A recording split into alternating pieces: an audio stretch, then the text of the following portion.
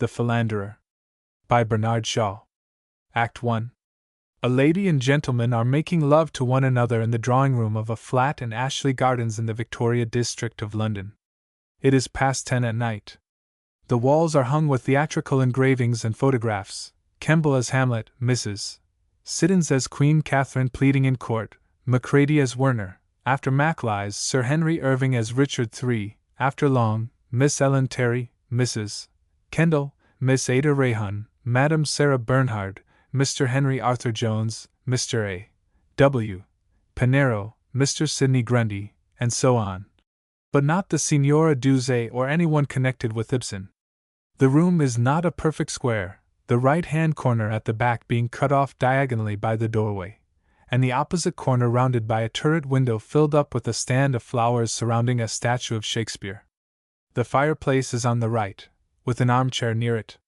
A small round table, further forward on the same side, with a chair beside it, has a yellow-backed French novel lying open on it. The piano, a grand, is on the left, open, with the keyboard in full view at right angles to the wall. The piece of music on the desk is When Other Lips. Incandescent lights, well shaded, are on the piano and mantelpiece.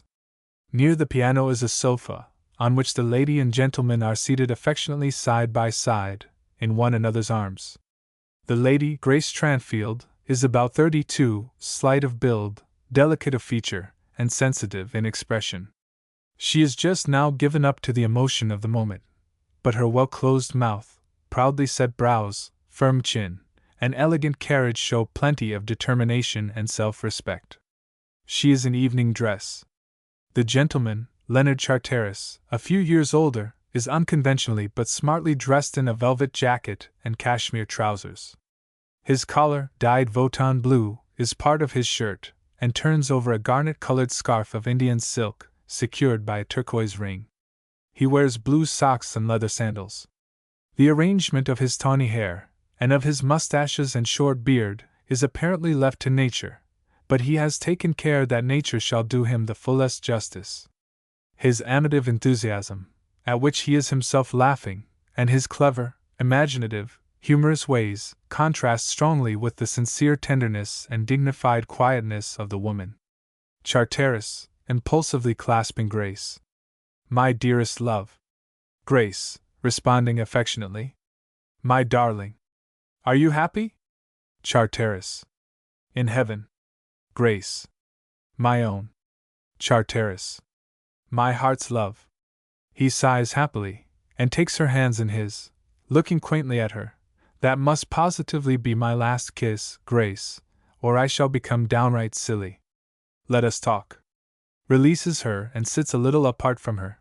Grace, is this your first love affair? Grace. Have you forgotten that I am a widow? Do you think I married Tranfield for money? Charteris. How do I know?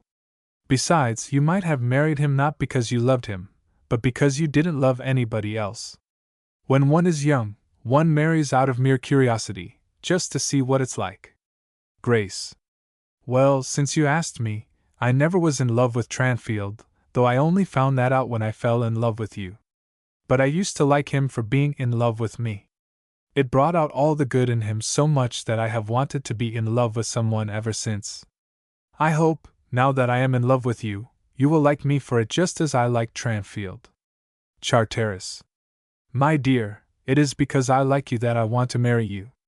I could love anybody, any pretty woman, that is. Grace. Do you really mean that, Leonard? Charteris. Of course. Why not? Grace, reflecting. Never mind why. Now tell me, is this your first love affair? Charteris, amazed at the simplicity of the question. No, bless my soul. No, nor my second, nor my third. Grace. But I mean your first serious one. Charteris, with a certain hesitation. Yes. There is a pause. She is not convinced. He adds, with a very perceptible load on his conscience. It is the first in which I have been serious. Grace, searchingly. I see. The other parties were always serious. Charteris. No, not always, heaven forbid! Grace. How often? Charteris. Well, once. Grace. Julia Craven? Charteris, recoiling. Who told you that? She shakes her head mysteriously, and he turns away from her moodily and adds, You had much better not have asked.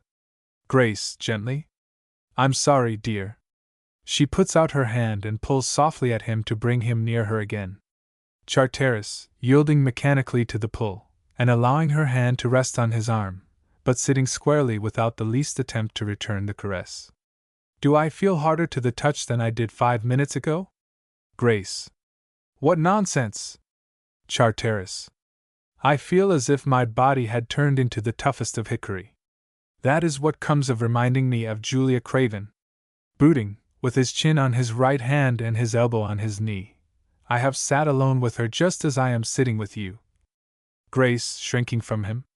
Just. Charteris, sitting upright and facing her steadily. Just exactly. She has put her hands in mine, and laid her cheek against mine, and listened to me saying all sorts of silly things. Grace, chilled to the soul, rises from the sofa and sits down on the piano stool, with her back to the keyboard. Ah, you don't want to hear any more of the story. So much the better. Grace, deeply hurt, but controlling herself. When did you break it off? Charteris, guiltily. Break it off? Grace, firmly. Yes, break it off. Charteris. Well, let me see.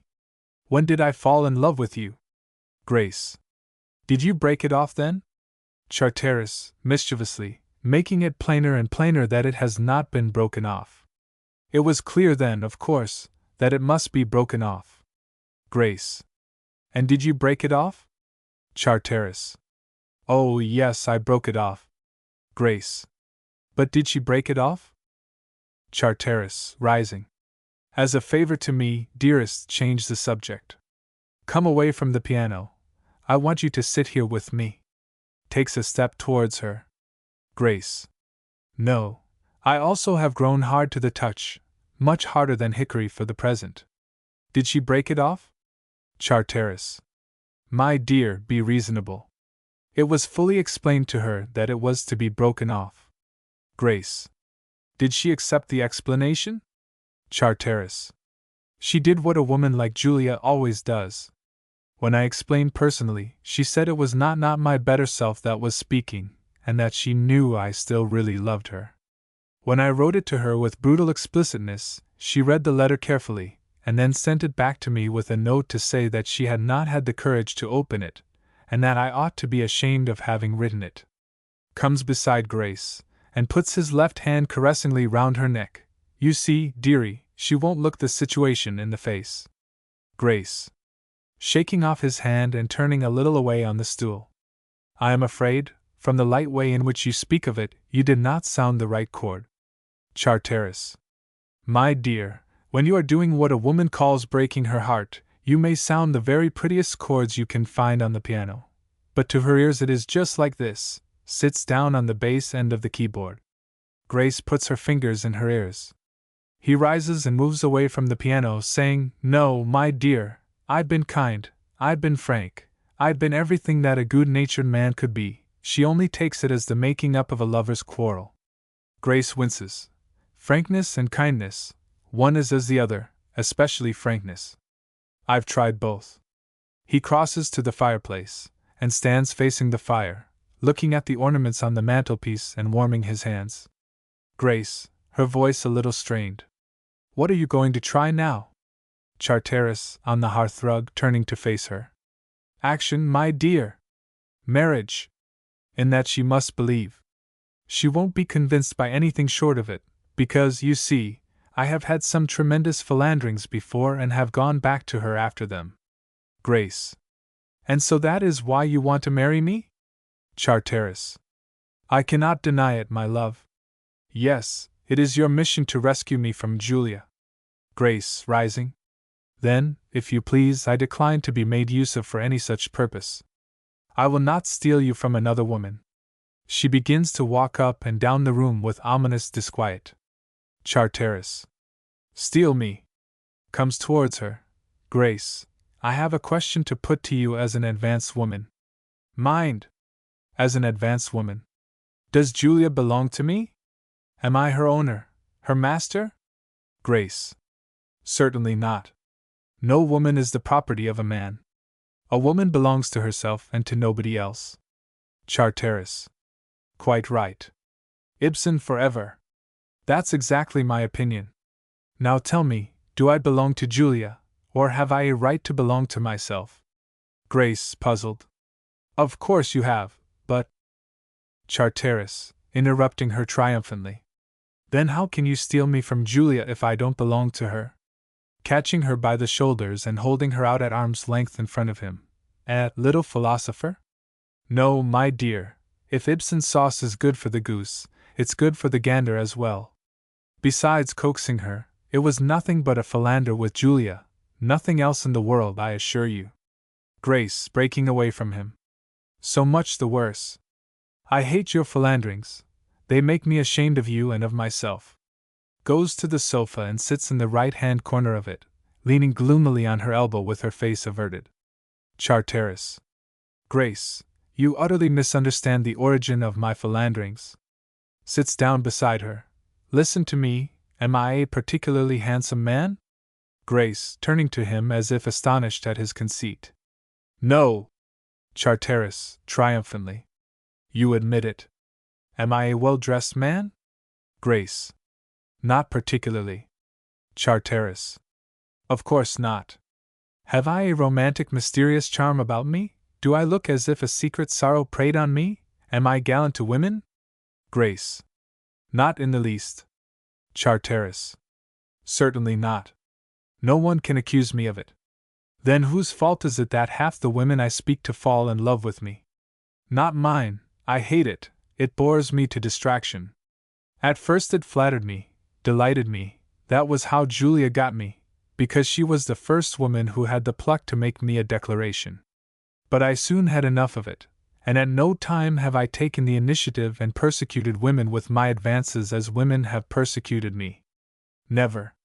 Except, of course, in your case. Grace. Oh, you need not make any exception. I had a good deal of trouble to induce you to come and see us. You were very coy.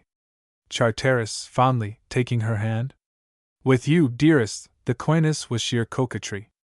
I loved you from the first, and fled only that you might pursue. But come! Let us talk about something really interesting. Takes her in his arms. Do you love me better than anyone else in the world? Grace.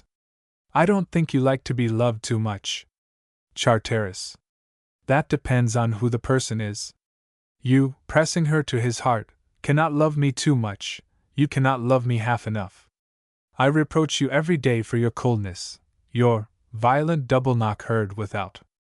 They start and listen, still in one another's arms, hardly daring to breathe. Who the deuce is calling at this hour? Grace. I can't imagine. They listen guiltily. The door of the flat is opened without. They hastily get away from one another. A woman's voice outside. Is Mr. Charteris here? Charteris, springing up. Julia! The devil! Stands at the left of the sofa with his hands on it, bending forward with his eyes fixed on the door. Grace, rising also. What can she want? The voice. Never mind, I will announce myself. A beautiful, dark, tragic-looking woman, in mantle and bonnet, appears at the door, raging furiously. Oh, this is charming. I have interrupted a pretty tete-a-tete. Oh, you villain! She comes straight at Grace. Charteris runs across behind the sofa and stops her. She struggles furiously with him. Grace preserves her self-possession, but retreats quietly to the piano. Julia, finding Charteris too strong for her, gives up her attempt to get at Grace, but strikes him in the face as she frees herself. Charteris, shocked. Oh, Julia, Julia! This is too bad. Julia. Is it indeed too bad? What are you doing up here with that woman? You scoundrel! But now listen to me, Leonard, you have driven me to desperation, and I don't care what I do, or who hears me. I'll not bear it. She shall not have my place with you. Charteris. SHSH. Julia. No, no, I don't care, I will expose her true character before everybody. You belong to me, you have no right to be here, and she knows it. Charteris. I think you had better let me take you home, Julia. Julia. I will not. I am not going home. I am going to stay here, until I have made you give her up. Charteris. My dear, you must be reasonable. You really cannot stay in Mrs. Tranfield's house if she objects. She can ring the bell and have us both put out. Julia. Let her do it then. Let her ring the bell if she dares. Let us see how this pure virtuous creature will face the scandal of what I will declare about her. Let us see how you will face it. I have nothing to lose. Everybody knows how you have treated me. You have boasted of your conquests, you poor pitiful, vain creature. I am the common talk of your acquaintances and hers. Oh, I have calculated my advantage. Tearing off her mantle, I am a most unhappy and injured woman. But I am not the fool you take me to be. I am going to stay, see! She flings the mantle on the round table, puts her bonnet on it, and sits down. Now, Mrs. Tranfield, there is the bell, pointing to the button beside the fireplace. Why don't you ring? Grace, looking attentively at Charteris, does not move. Ha! Ha! I thought so. Charteris, quietly, without relaxing his watch on Julia. Mrs. Tranfield, I think you had better go into another room. Grace makes a movement towards the door, but stops and looks inquiringly at Charteris as Julia springs up. He advances a step so as to prevent her from getting to the door. Julia. She shall not. She shall stay here. She shall know what you are, and how you have been in love with me, how it is not 2 days since you kissed me and told me that the future would be as happy as the past. Screaming at him, you did, deny it if you dare. Charteris, to Grace in a low voice. Go! Grace, with nonchalant disgust, going. Get her away as soon as you can, Leonard. Julia, with a stifled cry of rage, rushes at Grace, who is crossing behind the sofa towards door. Charteris seizes her and prevents her from getting past the sofa. Grace goes out. Charteris, holding Julia fast, looks around to the door to see whether Grace is safely out of the room. Julia, suddenly ceasing to struggle and speaking with the most pathetic dignity. Oh, there is no need to be violent. He passes her across to the left end of the sofa, and leans against the right end, panting and mopping his forehead. That is worthy of you, to use brute force, to humiliate me before her. She breaks down and bursts into tears. Charteris, to himself with melancholy conviction.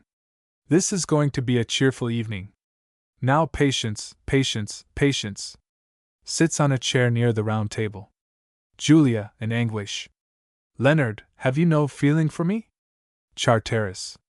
Only an intense desire to get you safely out of this.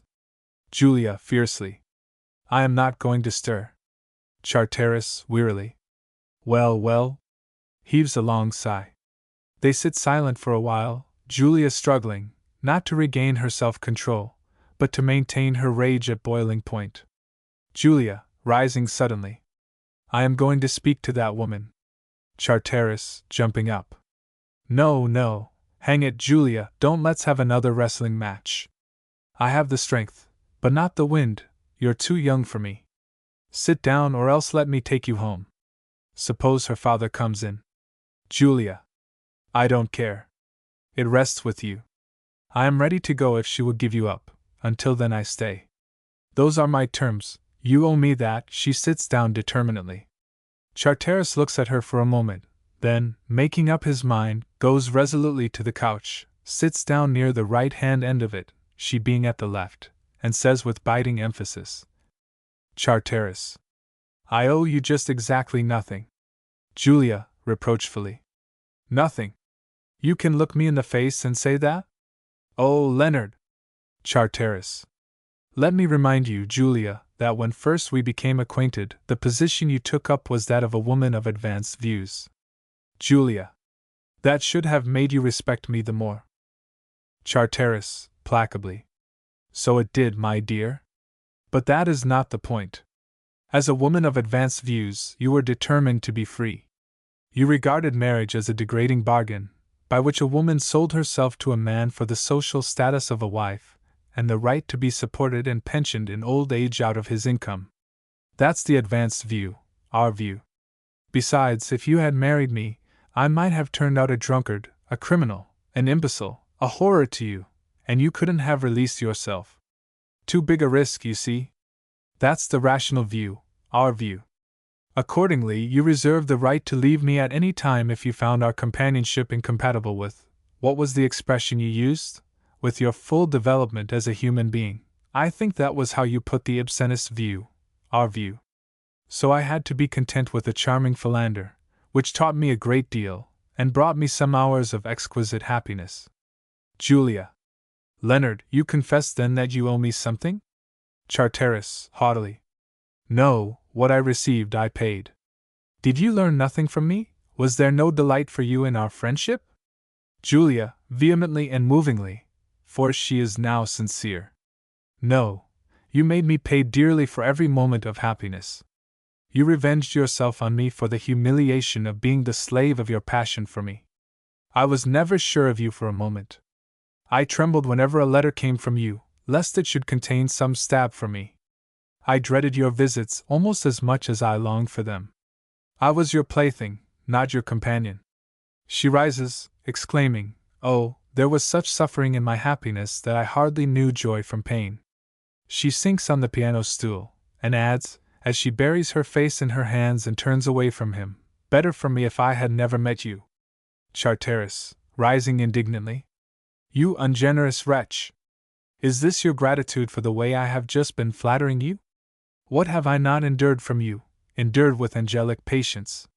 Did I not find out, before our friendship was a fortnight old, that all your advanced views were merely a fashion picked up and followed like any other fashion, without understanding or meaning a word of them?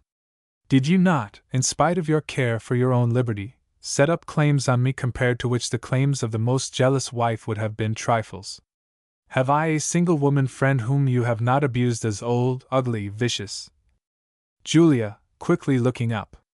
So they are. Charteris. Well, then, I'll come to grievances that even you can understand.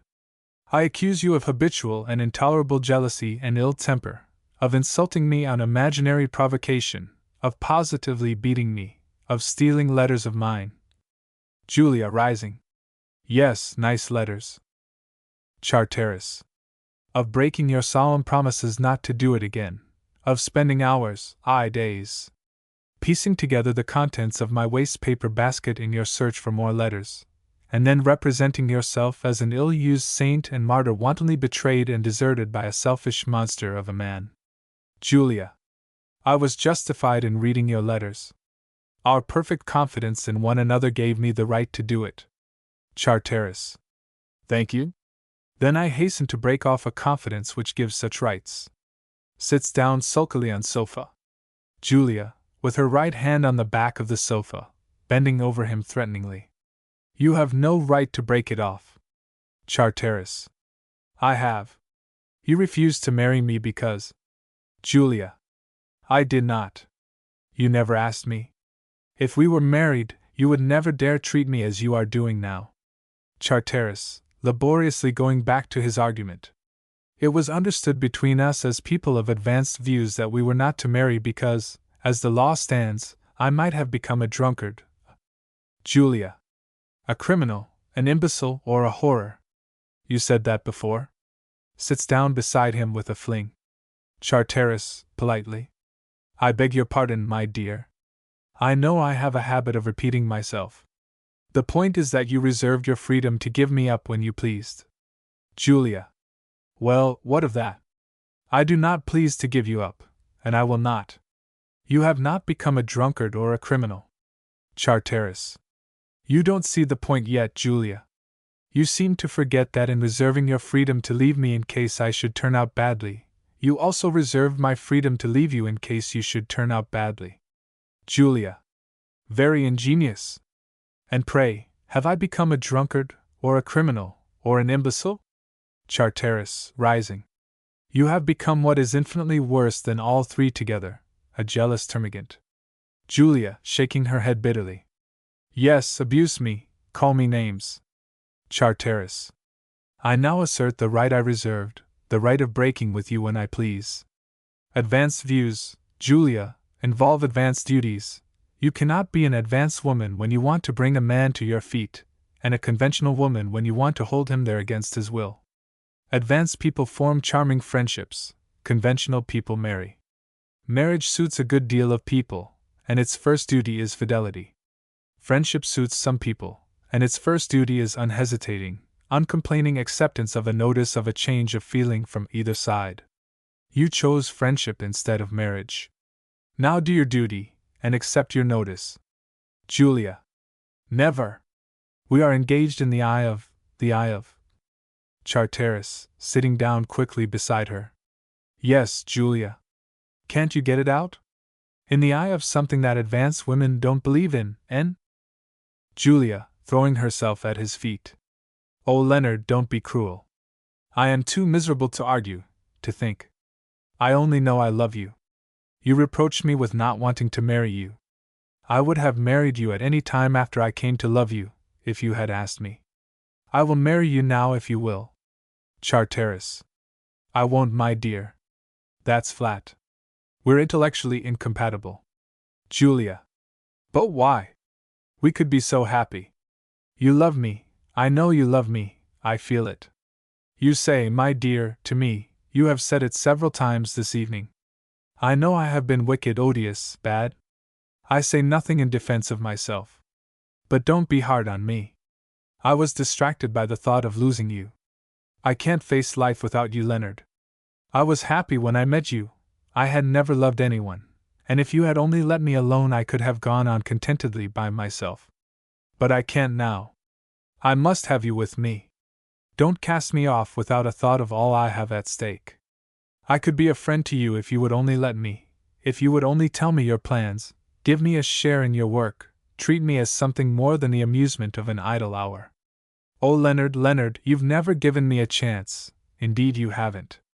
I'll take pains, I'll read, I'll try to think, I'll conquer my jealousy, She breaks down, rocking her head desperately on his knee and writhing.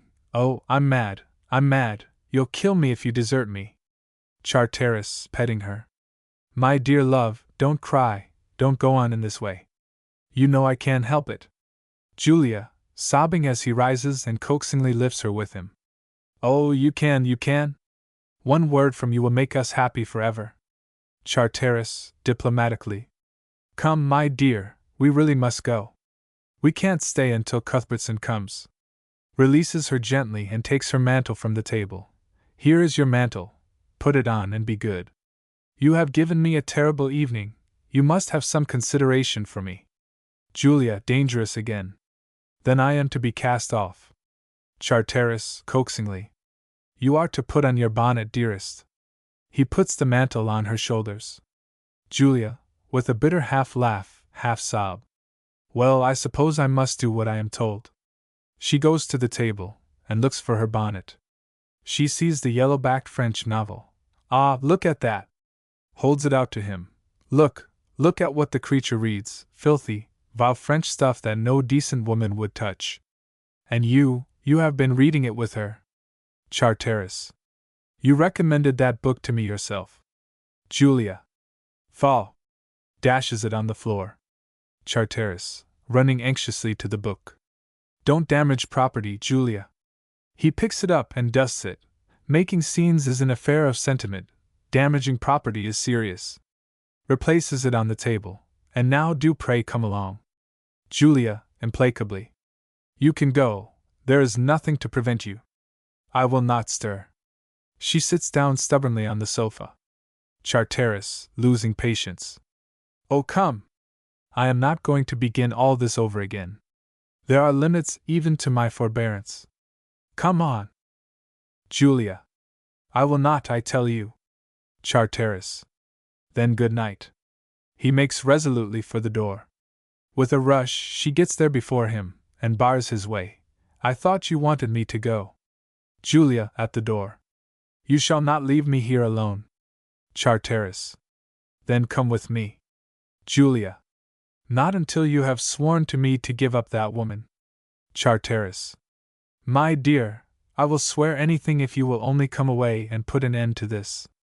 Julia, perplexed, doubting him. You will swear? Charteris. Solemnly. Propose the oath. I have been on the point of swearing for the last half hour. Julia, despairingly. You are only making fun of me. I want no oaths. I want your promise, your sacred word of honor. Charteris. Certainly, anything you demand, on condition that you come away immediately.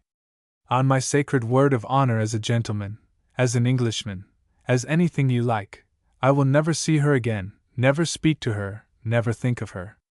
Now come. Julia. But are you in earnest? Will you keep your word?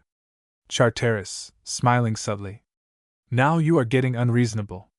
Do come along without any more nonsense. At any rate, I am going. I am not strong enough to carry you home, but I am strong enough to make my way through that door in spite of you. You will then have a new grievance against me for my brutal violence. He takes a step towards the door. Julia, solemnly. If you do, I swear I will throw myself from that window, Leonard, as you pass out. Charteris, unimpressed. That window is at the back of the building. I shall pass out at the front, so you will not hurt me. Good night. He approaches the door. Julia. Leonard, have you no pity? Charteris. Not in the least. When you condescend to these antics, you force me to despise you. How can a woman who behaves like a spoiled child and talks like a sentimental novel have the audacity to dream of being a companion for a man of any sort of sense or character? She gives an inarticulate cry and throws herself sobbing on his breast. Come, don't cry, my dear Julia, you don't look half so beautiful as when you're happy, and it takes all the starch out of my shirt front. Come along.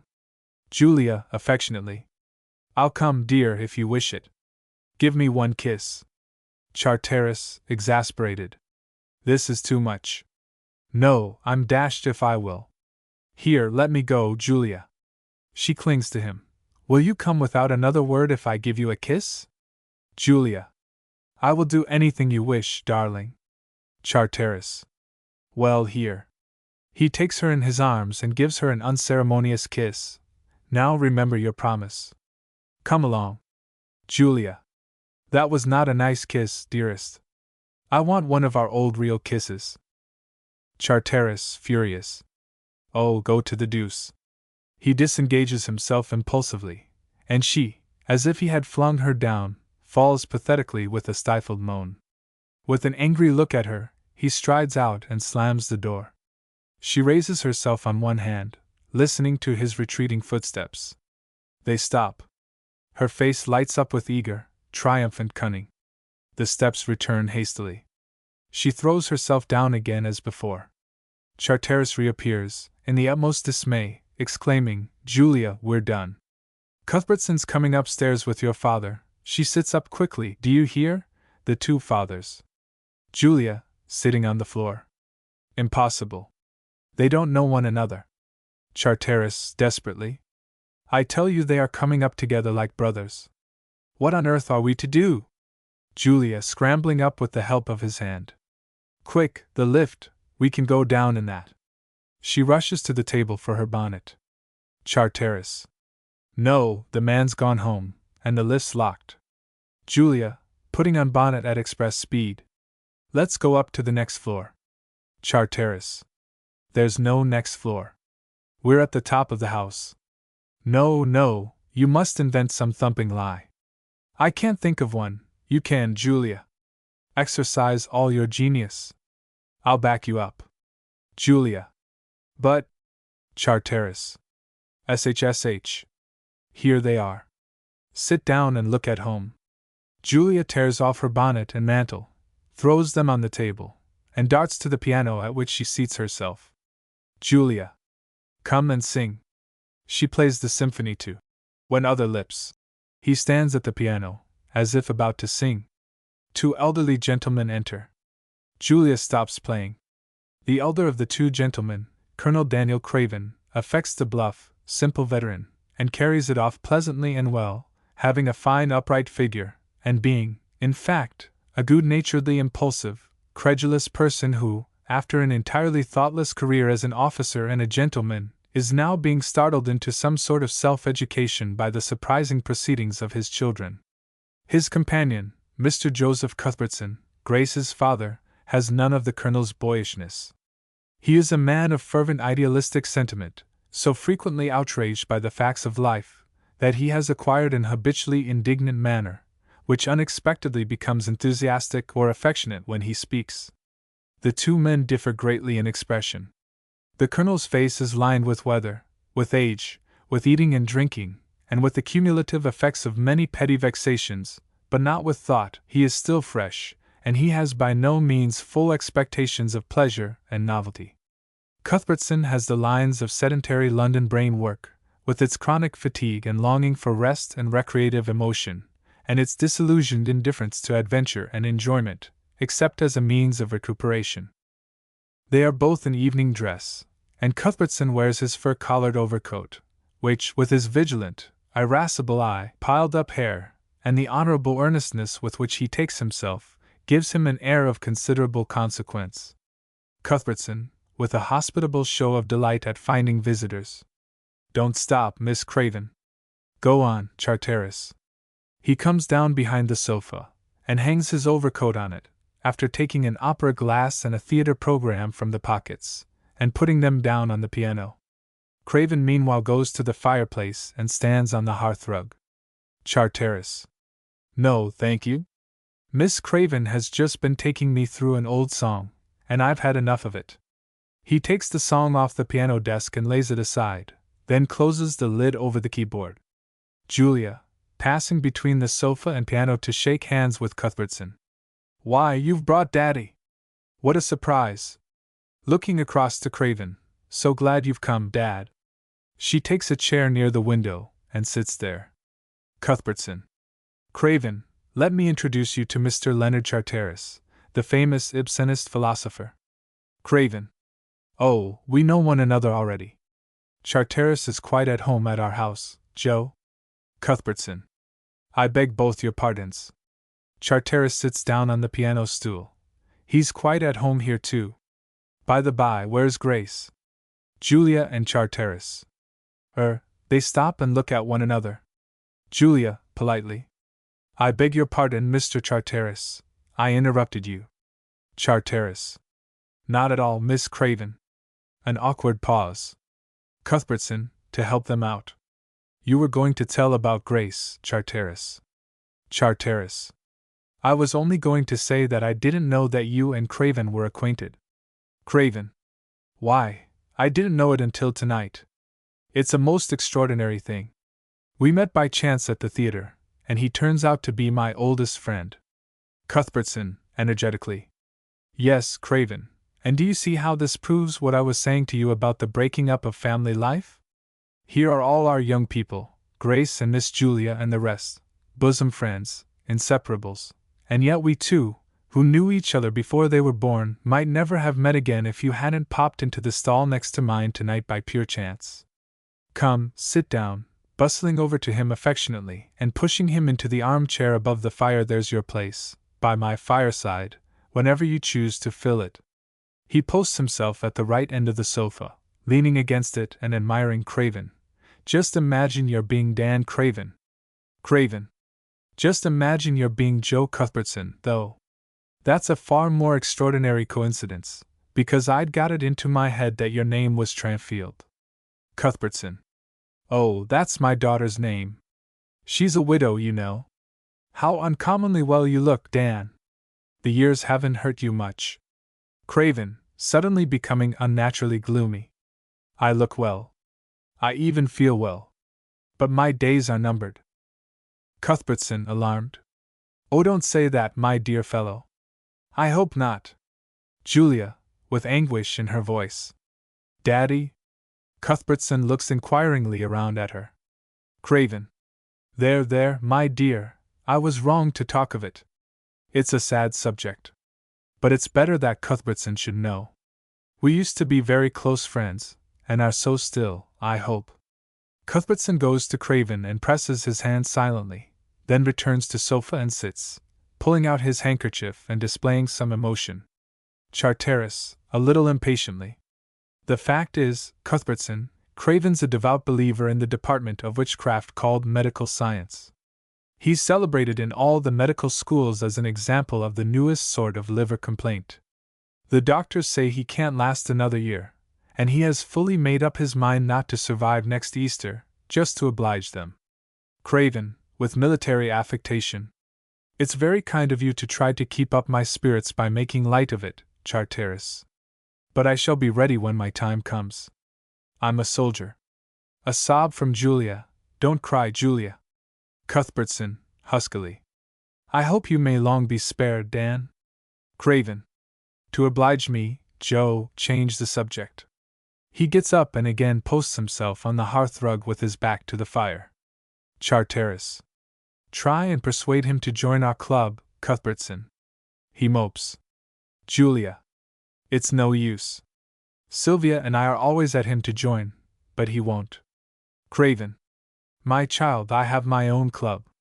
Charteris, contemptuously. Yes, the Junior Army and Navy. Do you call that a club? Why, they daren't let a woman cross the doorstep. Craven, a little ruffled. Clubs are a matter of taste, Charteris. You like a cock and hen club, I don't. It's bad enough to have Julia and her sister, a girl under 20, spending half their time at such a place. Besides, now really, such a name for a club. The Ibsen Club. I should be laughed out of London. The Ibsen Club. Come, Cuthbertson, back me up. I'm sure you agree with me. Charteris. Cuthbertson's a member.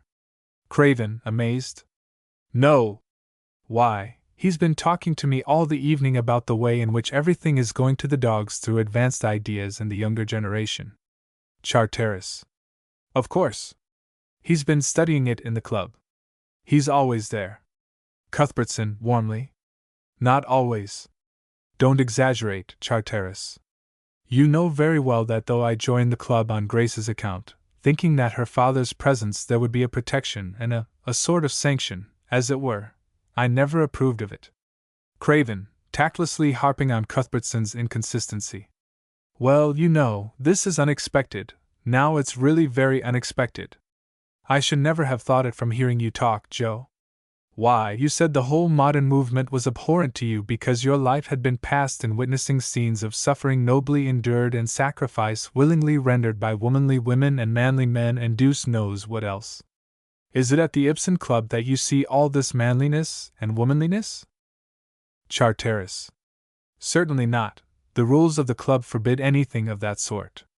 Every candidate for membership must be nominated by a man and a woman, who both guarantee that the candidate, if female, is not womanly, and if male, is not manly.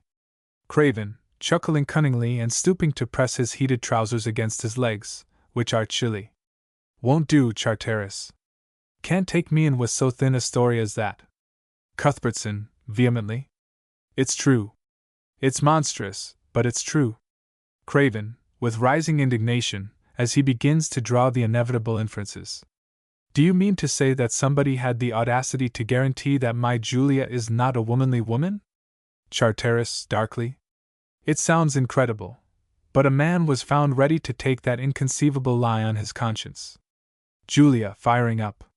If he has nothing worse than that on his conscience, he may sleep pretty well. In what way am I more womanly than any of the rest of them, I should like to know? They are always saying things like that behind my back. I hear of them from Sylvia.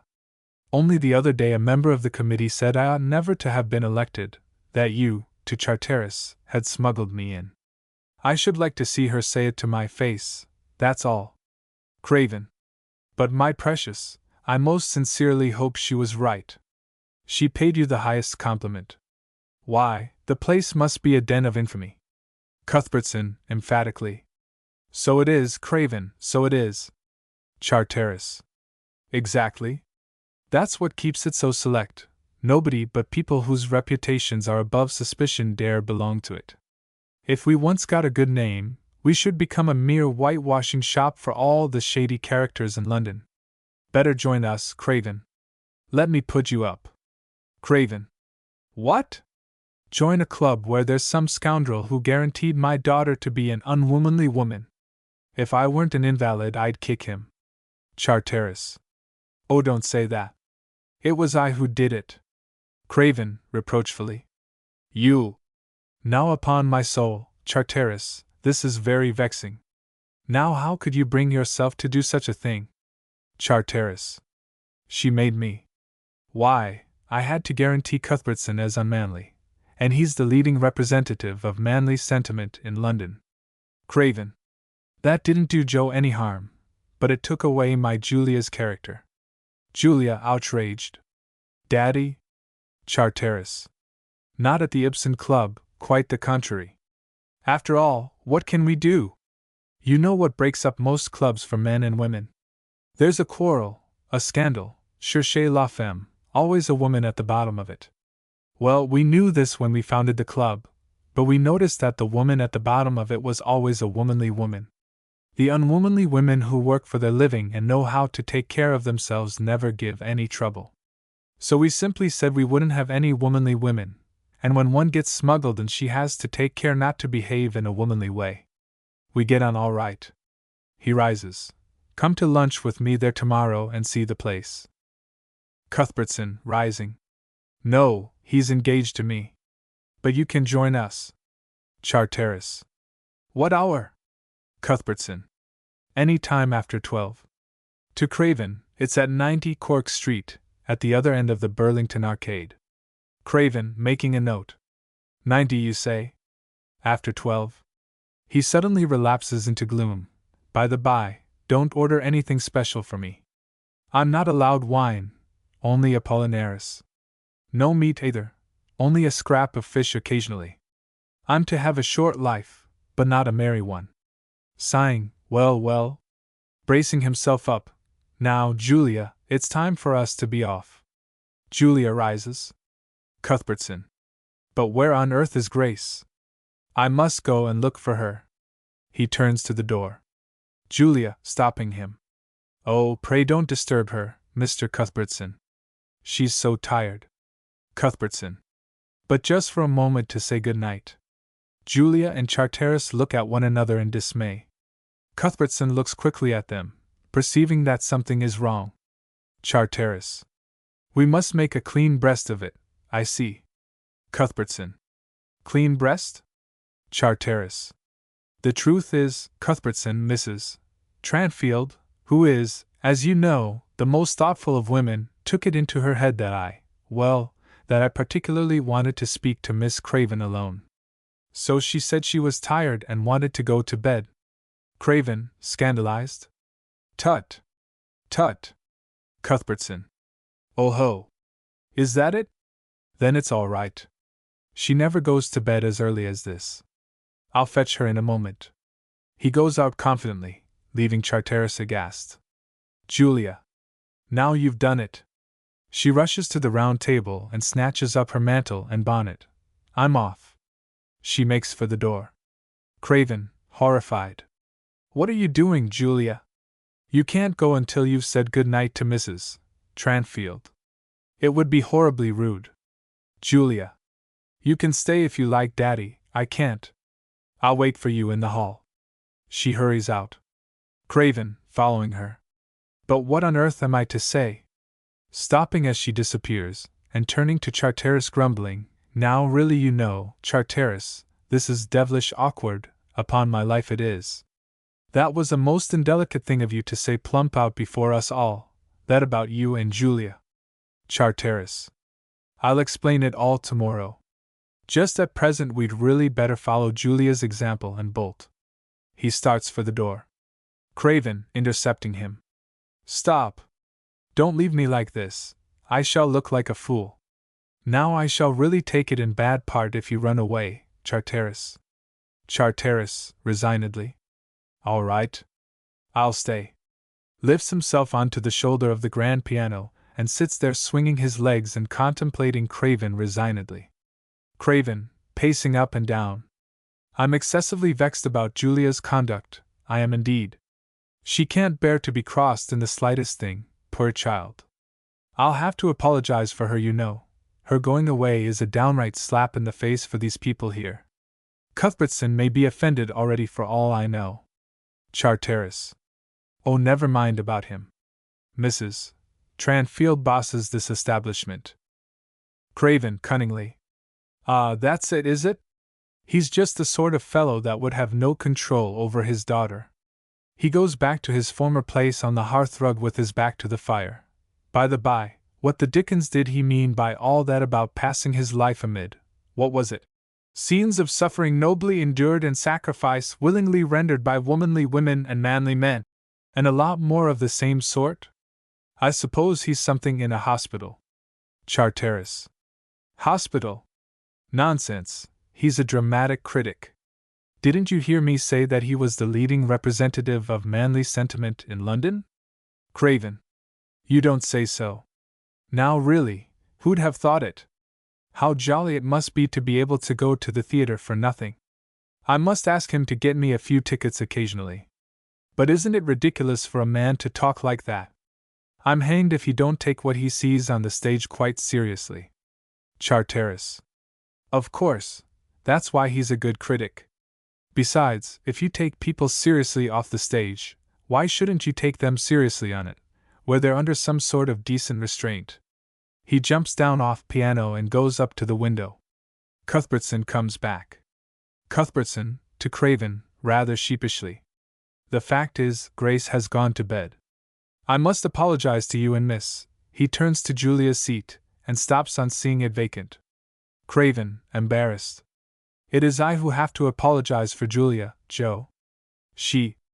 Charteris, interrupting. She said she was quite sure that if we didn't go, you'd persuade Mrs. Tranfield to get up to say good night for the sake of politeness, so she went straight off. Cuthbertson. Very kind of her indeed. I'm really ashamed. Craven. Don't mention it, Joe, don't mention it. She's waiting for me below. Going, good night. Good night, Charteris. Charteris. Good night. Cuthbertson, seeing Craven out. Good night. Say good night and thanks to Miss Craven for me. Tomorrow any time after 12, remember. They go out, and Charteris with a long sigh crosses to the fireplace, thoroughly tired out. Craven outside. All right. Cuthbertson outside. Take care of the stairs, they're rather steep. Good night. The outside door shuts, and Cuthbertson returns. Instead of entering, he stands in the doorway with one hand in the breast of his waistcoat, eyeing Charteris sternly. Charteris. What's the matter? Cuthbertson, sternly. Charteris, what's been going on here? I insist on knowing. Grace has not gone to bed, I have seen and spoken with her. What is it all about? Charteris. Ask your theatrical experience, Cuthbertson. A man, of course. Cuthbertson, coming forward and confronting him. Don't play the fool with me, Charteris. I'm too old a hand to be amused by it. I ask you seriously, what's the matter? Charteris. I tell you seriously, I'm the matter. Julia wants to marry me. I want to marry Grace. I came here tonight to sweetheart Grace. Enter Julia. Alarums and excursions. Exit Grace. Enter you and Craven. Subterfuges and excuses. Exit Craven and Julia. And here we are. That's the whole story. Sleep over it. Good night. He leaves. Cuthbertson, staring after him. Well, I'll be. The act drop descends. End of Act 1. Act 2. Next day at noon, in the library of the Ibsen Club. A spacious room, with glass doors right and left. At the back, in the middle, is the fireplace, surmounted by a handsome mantelpiece, with a bust of Ibsen, and decorated inscriptions of the titles of his plays.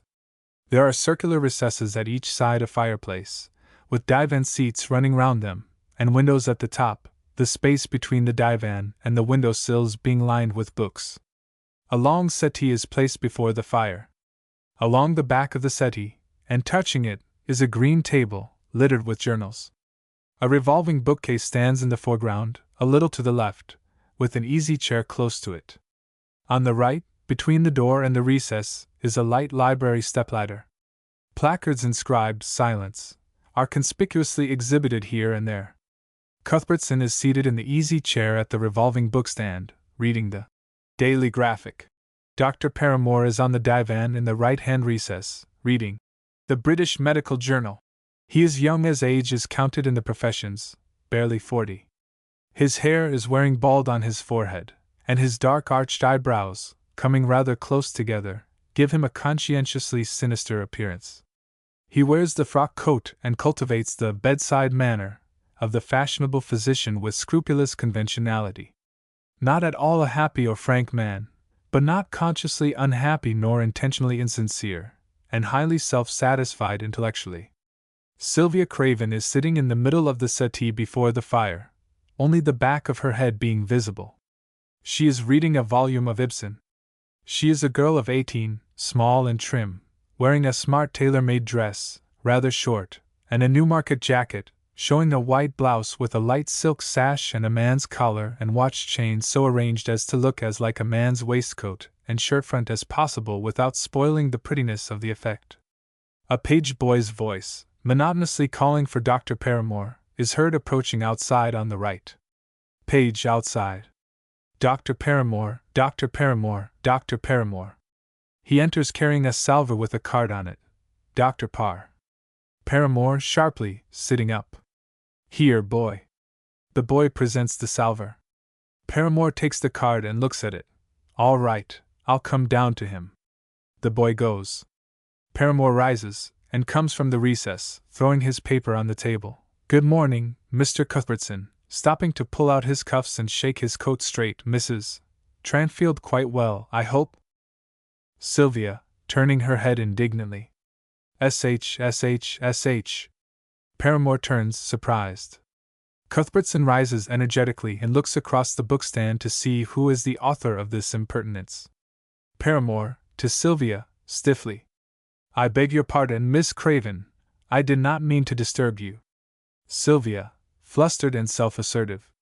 You may talk as much as you like if you will only have the common consideration to first ask whether the other people object. What I protest against is your assumption that my presence doesn't matter because I'm only a female member. That's all. Now go on, pray, you don't disturb me in the least. She turns to the fire, and again buries herself in Ibsen. Cuthbertson, with emphatic dignity. No gentleman would have dreamt of objecting to our exchanging a few words, madam. She takes no notice. He resumes angrily. As a matter of fact, I was about to say to Dr. Paramore that if he would care to bring his visitor up here, I should not object. The impudence! Dashes his paper down on the chair. Paramore. Oh, many thanks, but it's only an instrument maker. Cuthbertson. Any new medical discoveries, doctor? Paramore. Well, since you asked me, yes, perhaps a most important one. I have discovered something that has hitherto been overlooked, a minute duct in the liver of the guinea pig. Miss Craven will forgive my mentioning it when I say that it may throw an important light on her father's case. The first thing, of course, is to find out what the duct is there for. Cuthbertson, reverently, feeling that he is in the presence of science. Indeed. How will you do that? Paramore. Oh, easily enough, by simply cutting the duct and seeing what will happen to the guinea pig. Sylvia rises, horrified. I shall require a knife specially made to get at it. The man who is waiting for me downstairs has brought me a few handles to try before fitting it and sending it to the laboratory. I am afraid it would not do to bring such weapons up here. Sylvia. If you attempt such a thing, Dr. Paramore, I will complain to the committee. The majority of the committee are anti-vivisectionists. You ought to be ashamed of yourself. She flounces out at the right-hand door. Paramore, with patient contempt. That's the sort of thing we scientific men have to put up with nowadays, Mr. Cuthbertson. Ignorance, superstition, sentimentality, they are all one.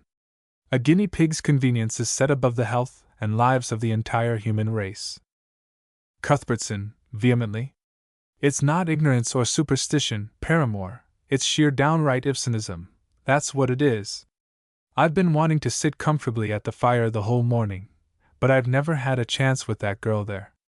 I couldn't go and plump myself down on a seat beside her, Goodness knows what she'd think I wanted. That's one of the delights of having women in the club. When they come in here, they all want to sit at the fire and adore that bust. I sometimes feel that I should like to take the poker and fetch it a wipe across the nose. Ugh. Paramore. I must say I prefer the elder Miss Craven to her sister. Cuthbertson, his eyes lighting up. Ah, Julia! I believe you. A splendid fine creature, every inch a woman. No Ibsenism about her. Paramore. I quite agree with you there, Mr. Cuthbertson.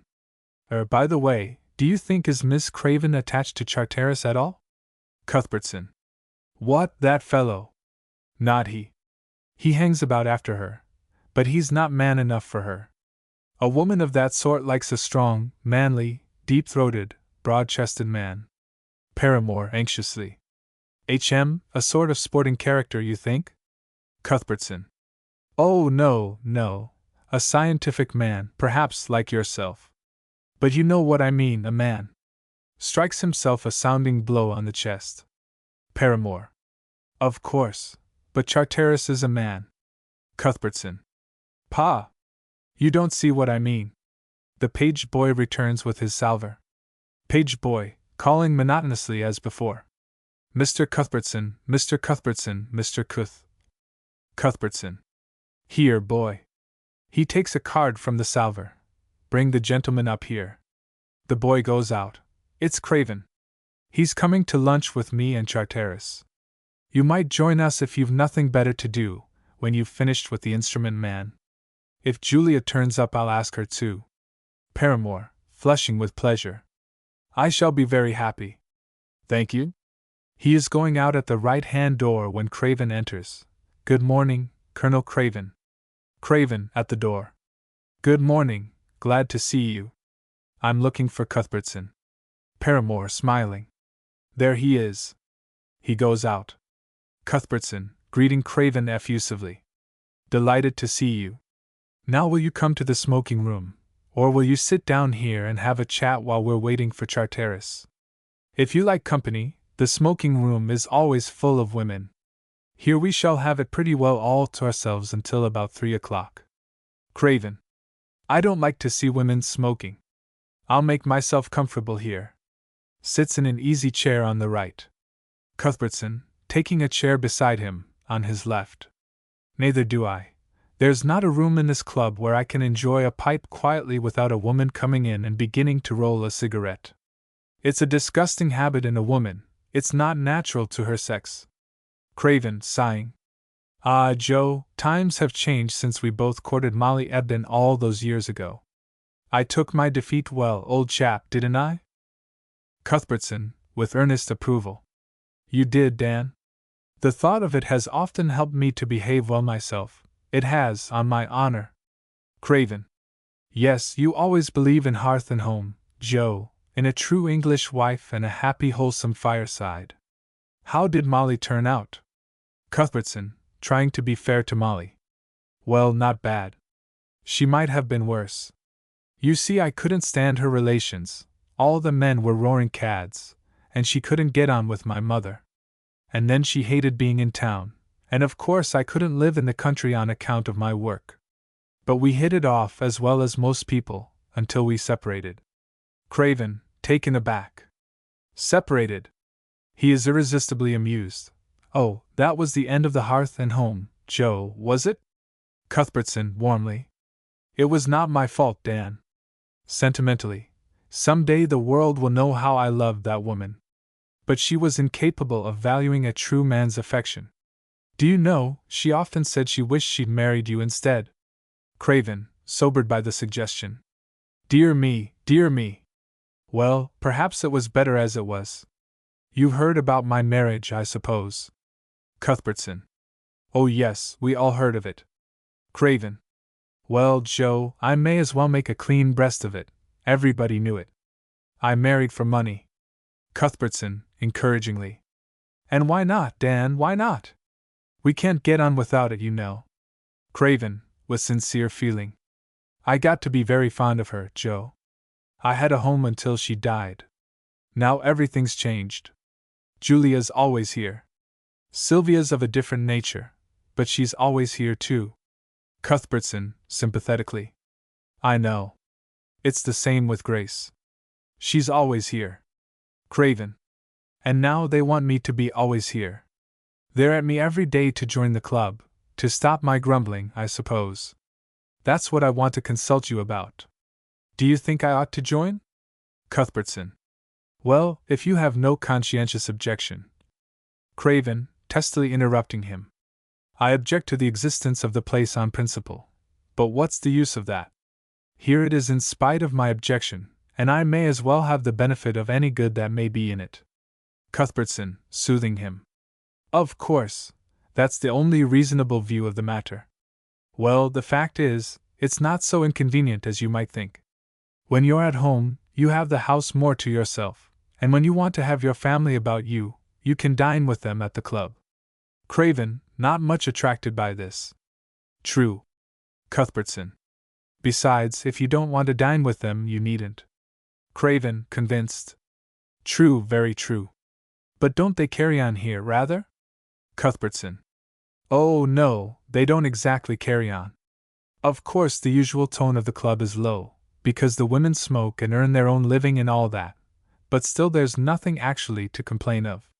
And it's convenient, certainly. Charteris comes in, looking round for them. Craven, rising. Do you know, I've a great mind to join, just to see what it's like. Would you mind putting me up? Cuthbertson. Delighted, Dan, delighted. He grasps Craven's hand. Charteris, putting one hand on Craven's shoulder and the other on Cuthbertson's. Bless you, my children! Cuthbertson, a little wounded in his dignity, moves away. The colonel takes the jest in the utmost good humor. Craven, cordially. Hello. Charteris, to Craven. Hope I haven't disturbed your chat by coming too soon. Craven. Not at all. Welcome, dear boy. Shakes his hand. Charteris. That's right. I'm earlier than I intended. The fact is, I have something rather pressing to say to Cuthbertson. Craven. Private. Charteris. Not particularly. To Cuthbertson. Only what we were speaking of last night. Cuthbertson. Well, Charteris, I think that is private, or ought to be. Craven, going up towards the table. I'll just take a look at the Times. Charteris, stopping him. Oh, it's no secret, everybody in the club guesses it. To Cuthbertson. Has Grace never mentioned to you that she wants to marry me? Cuthbertson, indignantly. She has mentioned that you want to marry her. Charteris. Ah, but then it's not what I want, but what Grace wants, that will weigh with you. Craven, a little shocked. Excuse me, Charteris, this is private. I'll leave you to yourselves. Again moves towards the table. Charteris. Wait a bit, Craven, you're concerned in this. Julia wants to marry me too. Craven, in a tone of the strongest remonstrance. Now really? Now upon my life and soul. Charteris. It's a fact, I assure you. Didn't it strike you as rather odd, our being up there last night and Mrs. Tranfield not with us? Craven. Well, yes, it did. But you explained it. And now, really, Charteris, I must say your explanation was in shocking bad taste before Julia. Charteris. Never mind. It was a good, fat, healthy, bouncing lie. Craven and Cuthbertson. Lie. Charteris. Didn't you suspect that? Craven. Certainly not. Did you, Joe? Cuthbertson. No, most emphatically. Craven. What's more, I don't believe you. I'm sorry to have to say such a thing, but you forget that Julia was present and didn't contradict you. Charteris. She didn't want to. Craven. Do you mean to say that my daughter deceived me? Charteris. Delicacy towards me compelled her to. Craven. Craven, taking a very serious tone. Now look here, Charteris, have you any proper sense of the fact that you're standing between two fathers? Cuthbertson. Quite right, Dan, quite right. I repeat the question on my own account. Charteris. Well, I'm a little dazed still by standing for so long between two daughters, but I think I grasp the situation. Cuthbertson flings away with an exclamation of disgust. Craven. Then I'm sorry for your manners, Charteris, that's all. He turns away sulkily, then suddenly fires up and turns on Charteris. How dare you tell me my daughter wants to marry you? Who are you, pray, that she should have any such ambition? Charteris. Just so, she couldn't have made a worse choice. But she won't listen to reason. I've talked to her like a father myself. I assure you, my dear Craven, I've said everything that you could have said, but it's no use, she won't give me up. And if she won't listen to me, what likelihood is there of her listening to you? Craven, in angry bewilderment. Cuthbertson, did you ever hear anything like this? Cuthbertson. Never. Never. Charteris. Oh, bother? Come, don't behave like a couple of conventional old fathers. This is a serious affair. Look at these letters, producing a letter and a letter card. This, showing the card, is from Grace. By the way, Cuthbertson, I wish you'd ask her not to write on letter cards. The blue color makes it so easy for Julia to pick the bits out of my waste paper basket and piece them together. Now listen. My dear Leonard, nothing could make it worth my while to be exposed to such scenes as last night's. You had much better go back to Julia and forget me. Yours sincerely, Grace Tranfield.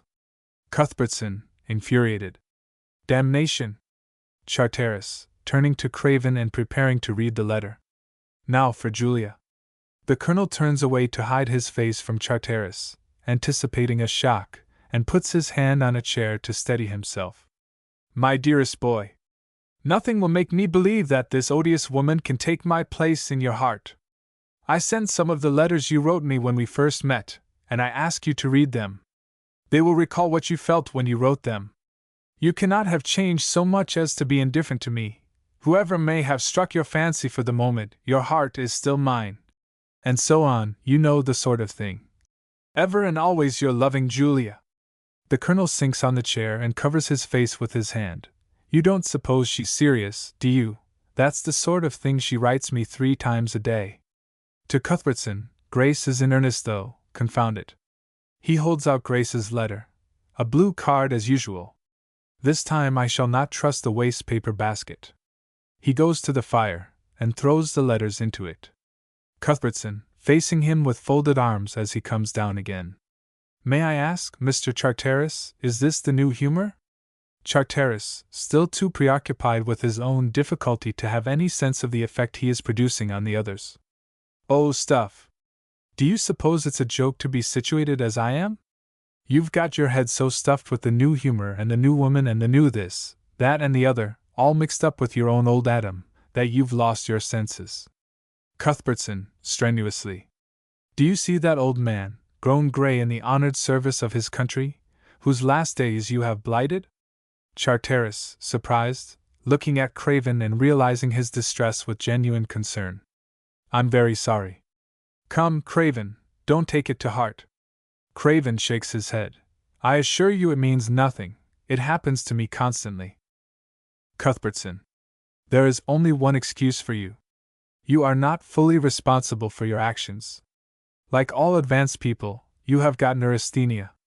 Charteris, appalled. Great heavens! What's that? Cuthbertson. I decline to explain. You know as well as I do. I am going downstairs now to order lunch. I shall order it for 3, but the 3rd place is for Paramore, whom I have invited, not for you. He goes out through the left-hand door. Charteris, putting his hand on Craven's shoulder. Come, Craven, advise me. You've been in this sort of fix yourself, probably. Craven. Charteris, no woman writes such letters to a man unless he has made advances to her. Charteris, mournfully. How little you know the world, Colonel. The new woman is not like that. Craven. I can only give you very old-fashioned advice, my boy, and that is that it's well to be off with the old woman before you're on with the new. I'm sorry you told me. You might have waited for my death, it's not far off now. His head droops again. Julia and Paramore enter on the right.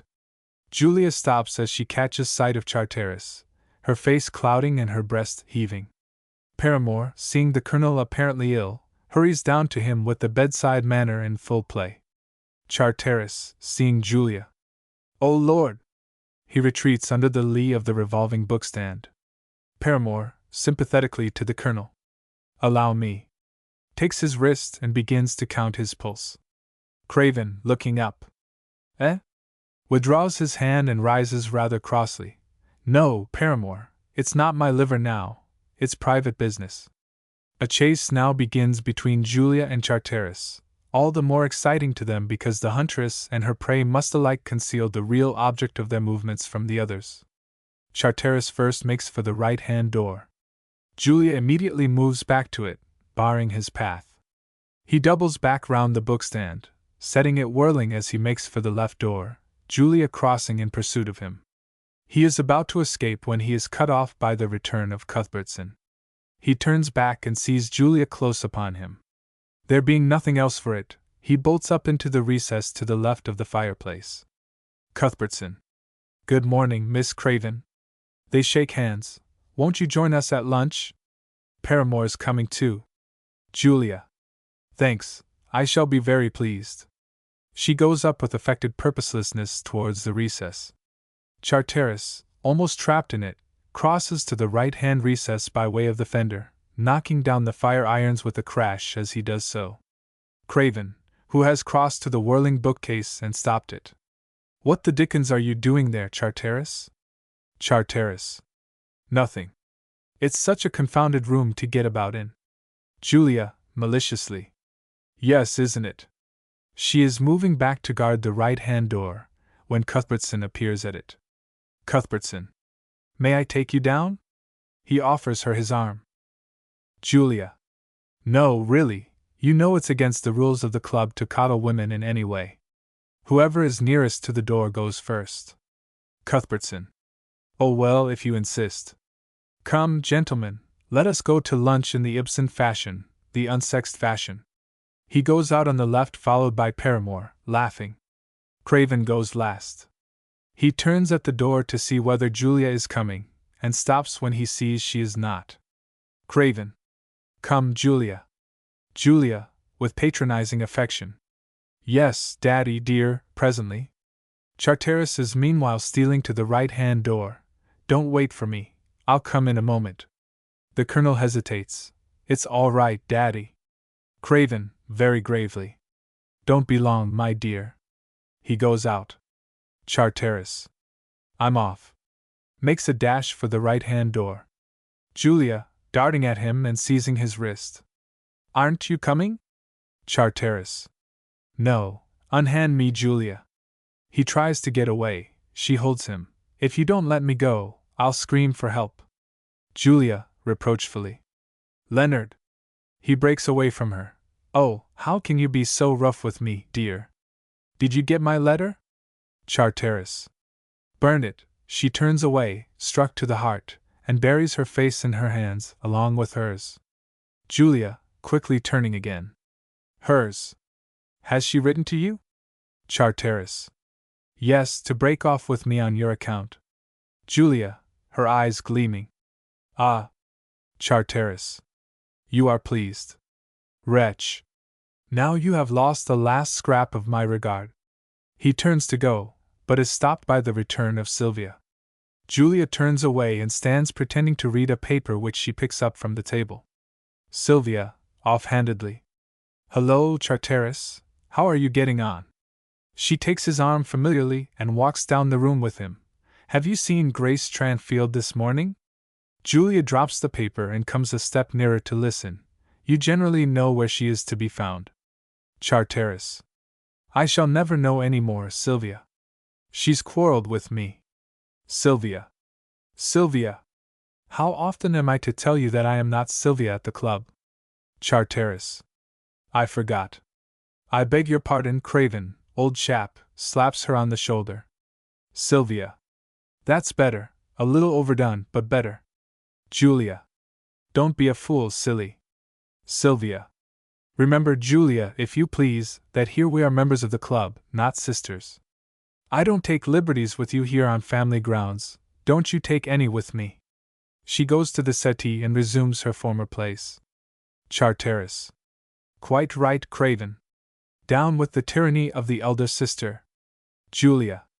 You ought to know better than to encourage a child to make herself ridiculous, Leonard, even at my expense.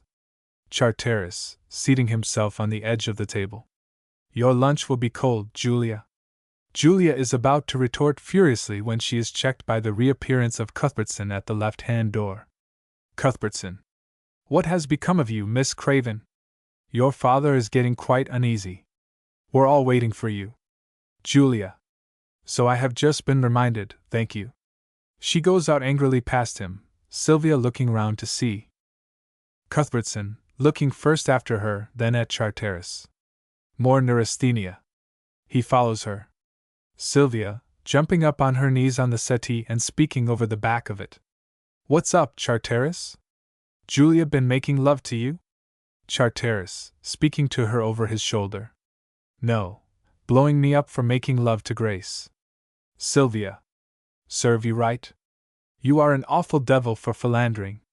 Charteris, calmly. Do you consider it good club form to talk that way to a man who might nearly be your father? Sylvia, knowingly. Oh, I know you, my lad. Charteris. Then you know that I never pay any special attention to any woman. Sylvia, thoughtfully. Do you know, Leonard, I really believe you. I don't think you care a bit more for one woman than for another. Charteris. You mean I don't care a bit less for one woman than another? Sylvia. That makes it worse.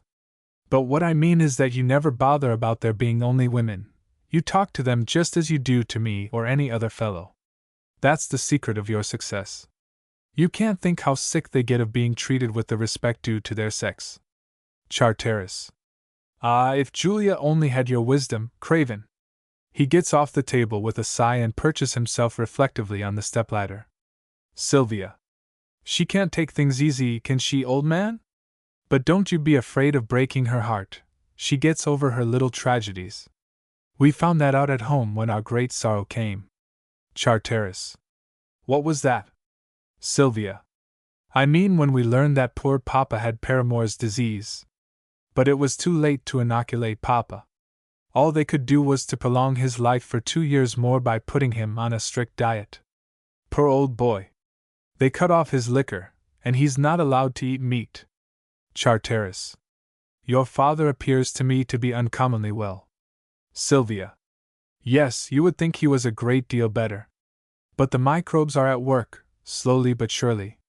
In another year it will be all over. Poor old Dad. It's unfeeling to talk about him in this attitude. I must sit down properly. She comes down from the settee and takes the chair near the bookstand. I should like Papa to live forever just to take the conceit out of Paramore. I believe he's in love with Julia. Charteris, starting up excitedly. In love with Julia? A ray of hope on the horizon. Do you really mean it? Sylvia. I should think I do. Why do you suppose he's hanging about the club today in a beautiful new coat and tie instead of attending to his patients? That lunch with Julia will finish him. He'll ask Daddy's consent before they come back. I'll bet you 3 to 1 he will, in anything you please. Charteris. Gloves? Sylvia. No cigarettes. Charteris. Done. But what does she think about it? Does she give him any encouragement? Sylvia. Oh, the usual thing. Enough to keep any other woman from getting him. Charteris. Just so. I understand. Now listen to me. I am going to speak as a philosopher. Julia is jealous of everybody. If she saw you flirting with Paramore, she'd begin to value him directly. You might play up a little, Craven, for my sake, eh? Sylvia, rising. You're too awful, Leonard. For shame? However, anything to oblige a fellow Ibsenite. I'll bear your affair in mind. But I think it would be more effective if you got Grace to do it. Charteris. Think so? H.M. Perhaps you're right. Page boy, outside as before. Dr. Paramore, Dr. Paramore, Dr. Paramore. Sylvia. They ought to get that boy's voice properly cultivated. It's a disgrace to the club. She goes into the recess on Ibsen's left. The page enters carrying the British Medical Journal. Charteris, calling to the page. Dr. Paramore is in the dining room. Page boy. Thank you, sir. He is about to go into the dining room when Sylvia swoops on him. Sylvia. Here, where are you taking that paper? It belongs to this room. Page boy. It's Dr. Paramore's particular orders, miss. The British Medical Journal has always to be brought to him directly it comes. Sylvia. What cheek? Charteris, oughtn't we to stop this on principle? Charteris. Certainly not. Principle's the poorest reason I know for making yourself nasty. Sylvia. Bosh. Ibsen. Charteris to the page. Off with you, my boy. Dr. Paramore's waiting breathless with expectation. Page boy seriously. Indeed, sir. He hurries off. Charteris. That boy will make his way in this country. He has no sense of humor. Grace comes in. Her dress, very convenient and businesslike, is made to please herself and serve her own purposes without the slightest regard to fashion, though by no means without a careful concern for her personal elegance. She enters briskly, like an habitually busy woman. Sylvia, running to her. Here you are at last, Tranfield, old girl. I've been waiting for you this last hour. I'm starving. Grace. All right, dear. To Charteris. Did you get my letter? Charteris. Yes. I wish you wouldn't write on those confounded blue letter cards. Sylvia to Grace. Shall I go down first and secure a table? Charteris, taking the reply out of Grace's mouth. Do, old boy. Sylvia. Don't be too long. She goes into the dining room. Grace. Well? Charteris. I'm afraid to face you after last night. Can you imagine a more horrible scene? Don't you hate the very sight of me after it? Grace. Oh, no. Charteris. Then you ought to. Ugh. It was hideous, an insult, an outrage. A nice end to all my plans for making you happy, for making you an exception to all the women who swear I have made them miserable. Grace, sitting down placidly. I am not at all miserable. I'm sorry, but I shan't break my heart. Charteris. No, yours is a thoroughbred heart. You don't scream and cry every time it's pinched. That's why you are the only possible woman for me. Grace, shaking her head. Not now. Never any more. Charteris. Never. What do you mean? Grace. What I say, Leonard. Charteris. Jilted again. The fickleness of women I love is only equaled by the infernal constancy of the women who love me. Well, well. I see how it is, Grace. You can't get over that horrible scene last night. Imagine her saying I had kissed her within the last 2 days. Grace, rising eagerly. Was that not true? Charteris. True. No, a thumping lie. Grace. Oh, I'm so glad. That was the only thing that really hurt me. Charteris. Just why she said it. How adorable of you to care. My darling. He seizes her hands and presses them to his breast. Grace. Remember. It's all broken off. Charteris. Ah, yes, you have my heart in your hands. Break it. Throw my happiness out of the window. Grace. Oh, Leonard, does your happiness really depend on me? Charteris, tenderly. Absolutely. She beams with delight. A sudden revulsion comes to him at the sight. He recoils, dropping her hands and crying, Ah no, why should I lie to you? He folds his arms and adds firmly, My happiness depends on nobody but myself. I can do without you. Grace, nerving herself. So you shall? Thank you for the truth. Now I will tell you the truth. Charteris, unfolding his arms and again recoiling. No, please. Don't. As a philosopher, it's my business to tell other people the truth, but it's not their business to tell it to me. I don't like it, it hurts. Grace, quietly. It's only that I love you. Charteris. Ah. That's not a philosophic truth. You may tell me that as often as you like. He takes her in his arms. Grace.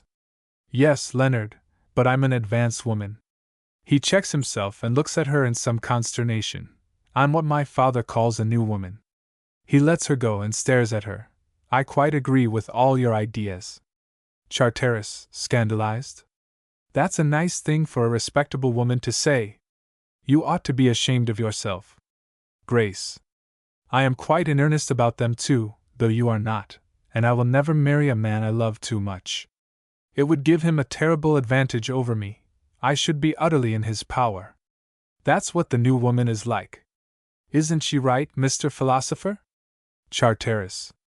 The struggle between the philosopher and the man is fearful, Grace. But the philosopher says you are right. Grace. I know I am right. And so we must part. Charteris. Not at all.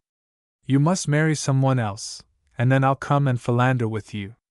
Sylvia comes back. Sylvia, holding the door open. Oh, I say, come along. I'm starving. Charteris. So am I. I'll lunch with you if I may. Sylvia. I thought you would. I've ordered soup for 3. Grace passes out. Sylvia continues, to Charteris, you can watch Paramore from our table. He's pretending to read the British Medical Journal. But he must be making up his mind for the plunge. He looks green with nervousness. Charteris. Good luck to him. He goes out, followed by Sylvia. End of Act 2. Act 3. Still the library? 10 minutes later. Julia, angry and miserable, comes in from the dining room, followed by Craven. She crosses the room tormentedly, and throws herself into a chair. Craven, impatiently. What is the matter? Has everyone gone mad today? What do you mean by suddenly getting up from the table and tearing away like that? What does Paramore mean by reading his paper and not answering when he's spoken to? Julia writhes impatiently. Come, tenderly, won't my pet tell her own father what, irritably, what the devil is wrong with everybody? Do pull yourself straight, Julia, before Cuthbertson comes. He's only paying the bill, he'll be here in a moment. Julia. I couldn't bear it any longer. Oh, to see them sitting there at lunch together, laughing, chatting, making game of me. I should have screamed out in another moment. I should have taken a knife and killed her. I should have. Cuthbertson appears with the luncheon bill in his hand. He stuffs it into his waistcoat pocket as he comes to them. He begins speaking the moment he enters. Cuthbertson. I'm afraid you've had a very poor lunch, Dan. It's disheartening to see you picking at a few beans and drinking soda water. I wonder how you live. Julia. That's all he ever takes, Mr. Cuthbertson, I assure you. He hates to be bothered about it. Craven. Where's Paramore? Cuthbertson. Reading his paper. I asked him wasn't he coming, but he didn't hear me. It's amazing how anything scientific absorbs him. Clever man. Monstrously clever man. Craven, pettishly. Oh yes, that's all very well, Joe, but it's not good manners at table. He should shut up the shop sometimes.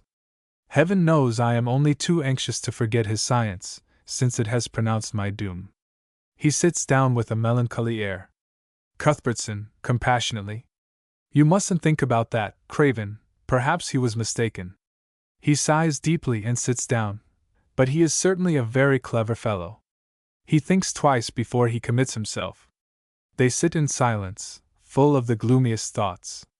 Suddenly Paramore enters, pale and in the utmost disorder, with the British Medical Journal in his clenched hand. They rise in alarm. He tries to speak, but chokes, clutches at his throat, and staggers. Cuthbertson quickly takes his chair and places it behind Paramore, who sinks into it as they crowd about him, Craven at his right shoulder, Cuthbertson on his left, and Julia behind Craven. Craven. What's the matter, Paramore? Julia. Are you ill? Cuthbertson. No bad news, I hope? Paramore, despairingly. The worst of news. Terrible news. Fatal news. My disease? Craven, quickly. Do you mean my disease? Paramore, fiercely. I mean my disease, Paramore's disease, the disease I discovered, the work of my life. Look here, pointing to the B.M.J., with a ghastly expression of horror. If this is true, it was all a mistake. There is no such disease. Cuthbertson and Julia look at one another, hardly daring to believe the good news. Craven, in strong remonstrance. And you call this bad news? Now really, Paramore. Paramore, cutting him short hoarsely. It's natural for you to think only of yourself. I don't blame you, all invalids are selfish. Only a scientific man can feel what I feel now. Writhing under a sense of intolerable injustice. It's the fault of the wickedly sentimental laws of this country. I was not able to make experiments enough. Only 3 dogs and a monkey. Think of that, with all Europe full of my professional rivals, men burning to prove me wrong. There is freedom in France, enlightened Republican France. One Frenchman experiments on 200 monkeys to disprove my theory. Another sacrifices 36 pounds, 300 dogs at 3 francs apiece, to upset the monkey experiments. A third proves them to be both wrong by a single experiment in which he gets the temperature of a camel's liver 60 degrees below zero. And now comes this cursed Italian who has ruined me. He has a government grant to buy animals with, besides the run of the largest hospital in Italy. With desperate resolution, but I won't be beaten by any Italian. I'll go to Italy myself. I'll rediscover my disease. I know it exists. I feel it, and I'll prove it if I have to experiment on every mortal animal that's got a liver at all. He folds his arms and breathes hard at them. Craven, his sense of injury growing upon him. Am I to understand, Paramore, that you took it on yourself to pass sentence of death, yes, of death, on me, on the strength of 3 dogs and an infernal monkey? Paramore, utterly contemptuous of Craven's narrow personal view of the matter. Yes. That was all I could get a license for. Craven. Now upon my soul, Paramore, I'm vexed at this. I don't wish to be unfriendly, but I'm extremely vexed really. Why, confound it, do you realize what you've done? You've cut off my meat and drink for a year, made me an object of public scorn, a miserable vegetarian and a teetotaler. Paramore, rising. Well, you can make up for lost time now. Bitterly, shooing Craven the journal, there. You can read for yourself. The camel was fed on beef dissolved in alcohol, and he gained weight under it. Eat and drink as much as you please. Still unable to stand without support, he makes his way past Cuthbertson to the revolving bookcase and stands there with his back to them, leaning on it with his head on his hand. Craven, grumbling. Oh yes, it's very easy for you to talk, Paramore. But what am I to say to the humanitarian societies and the vegetarian societies that have made me a vice president? Cuthbertson, chuckling. Aha! You made a virtue of it, did you, Dan? Craven, warmly. I made a virtue of necessity, Joe. No one can blame me. Julia, soothing him. Well, never mind, Daddy. Come back to the dining room and have a good beefsteak. Craven, shuddering. Ugh! Plaintively, no, I've lost my old manly taste for it. My very nature's been corrupted by living on pap. To Paramore, that's what comes of all this vivisection. You go experimenting on horses, and of course the result is that you try to get me into condition by feeding me on beans. Paramore, curtly, without changing his position. Well, if they've done you good, so much the better for you. Craven, querulously. That's all very well, but it's very vexing. You don't half see how serious it is to make a man believe that he has only another year to live. You really don't, Paramore. I can't help saying it. I've made my will, which was altogether unnecessary, and I've been reconciled to a lot of people I'd quarreled with, people I can't stand under ordinary circumstances. Then I've let the girls get round me at home to an extent I should never have done if I'd had my life before me. I've done a lot of serious thinking and reading and extra church going. And now it turns out simple waste of time. On my soul, it's too disgusting. I'd far rather die like a man when I said I would. Paramore, as before. Perhaps you may. Your heart's shaky, if that's any satisfaction to you. Craven, offended. You must excuse me, Paramore, if I say that I no longer feel any confidence in your opinion as a medical man. Paramore's eye flashes, he straightens himself and listens. I paid you a pretty stiff fee for that consultation when you condemned me, and I can't say I think you gave me value for it. Paramore, turning and facing Craven with dignity. That's unanswerable, Colonel Craven. I shall return the fee. Craven. Oh, it's not the money, but I think you ought to realize your position. Paramore turns stiffly away. Craven follows him impulsively, exclaiming remorsefully, well, perhaps it was a nasty thing of me to allude to it. He offers Paramore his hand.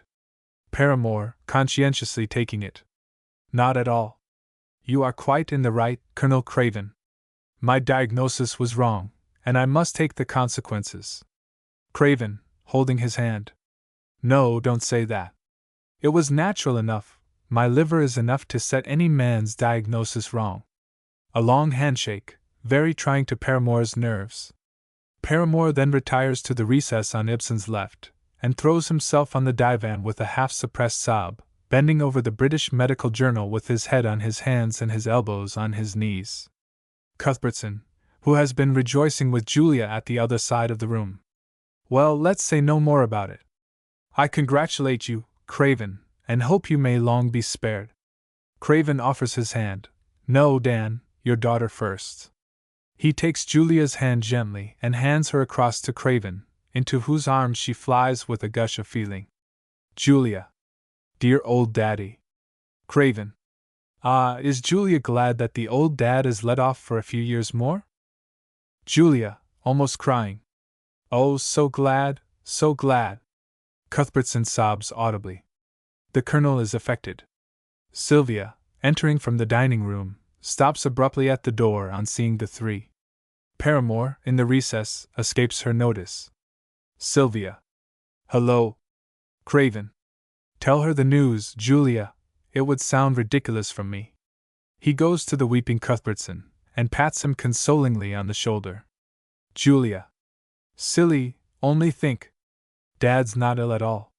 It was only a mistake of Dr. Paramore's. Oh dear! She catches Craven's left hand and stoops to kiss it, his right hand being still on Cuthbertson's shoulder. Sylvia, contemptuously. I knew it. Of course it was nothing but eating too much. I always said Paramore was an ass. Sensation. Cuthbertson, Craven, and Julia turn in consternation. Paramore, without malice. Never mind, Miss Craven. That is what is being said all over Europe now. Never mind. Sylvia, a little abashed. I'm so sorry, Dr. Paramore. You must excuse a daughter's feelings. Craven huffed. It evidently doesn't make much difference to you, Sylvia. Sylvia.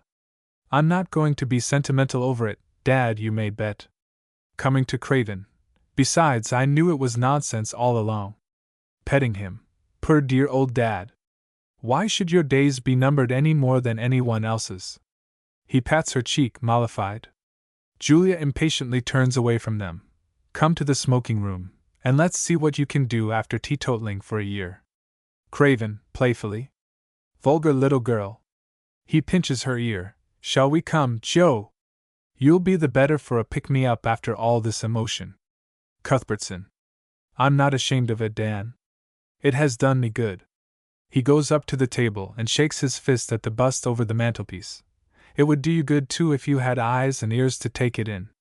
Craven, astonished. Who? Sylvia. Why, good old Henrik, of course. Craven, puzzled. Henrik? Cuthbertson, impatiently. Ibsen, man, Ibsen. He goes out by the staircase door followed by Sylvia, who kisses her hand to the bust as she passes. Craven stares blankly after her, and then up at the bust. Giving the problem up as insoluble, he shakes his head and follows them. Near the door he checks himself and comes back. Craven, softly. By the way, Paramore? Paramore, rousing himself with an effort. Yes? Craven. You weren't in earnest that time about my heart, were you? Paramore. Oh, nothing, nothing. There's a slight murmur. Mitral valves a little worn, perhaps, but they'll last your time if you're careful. Don't smoke too much. Craven. What? More privations. Now really, Paramore, really. Paramore, rising distractedly. Excuse me, I can't pursue the subject. Aye. Julia. Don't worry him now, Daddy. Craven. Well, I won't. He comes to Paramore, who is pacing restlessly up and down the middle of the room. Come, Paramore, I'm not selfish, believe me, I can feel for your disappointment. But you must face it like a man. And after all, now really, doesn't this show that there's a lot of rot about modern science? Between ourselves, you know, it's horribly cruel. You must admit that it's a deuced nasty thing to go ripping up and crucifying camels and monkeys. It must blunt all the finer feelings sooner or later. Paramore, turning on him. How many camels and horses and men were ripped up in that Sudan campaign where you won your Victoria Cross, Colonel Craven? Craven, firing up. That was fair fighting, a very different thing, Paramore. Paramore. Yes, martinis and machine guns against naked spearmen. Craven, hotly. I took my chance with the rest, Dr. Paramore. I risked my own life, don't forget that. Paramore, with equal spirit. And I have risked mine, as all doctors do, oftener than any soldier. Craven. That's true. I didn't think of that. I beg your pardon, Paramore, I'll never say another word against your profession. But I hope you'll let me stick to the good old-fashioned shaking up treatment for my liver, a clinking run across country with the hounds. Paramore, with bitter irony. Isn't that rather cruel, a pack of dogs ripping up a fox? Julia, coming coaxingly between them. Oh, please don't begin arguing again. Do go to the smoking room, Daddy. Mr. Cuthbertson will wonder what has become of you. Craven. Very well, I'll go. But you're really not reasonable today, Paramore, to talk that way of fair sport. Julia. S.H., coaxing him toward the door. Craven. Well, I'm off. He goes good-humoredly, pushed out by Julia. Julia, turning at the door with her utmost witchery of manner. Don't look so disappointed, Dr. Paramore. Cheer up. You've been most kind to us, and you've done Papa a lot of good. Paramore, delighted, rushing over to her. How beautiful it is of you to say that to me, Miss Craven. Julia. I hate to see anyone unhappy. I can't bear unhappiness. She runs out, casting a Parthian glance at him as she flies. Paramore stands enraptured, gazing after her through the glass door. Whilst he is thus absorbed, Charteris comes in from the dining room and touches him on the arm. Paramore, starting. What's the matter? Charteris, significantly. Charming woman, isn't she, Paramore? Looking admiringly at him. How have you managed to fascinate her? Paramore. Do you really mean? He looks at him, then recovers himself and adds coldly, Excuse me, this is a subject I do not care to jest about.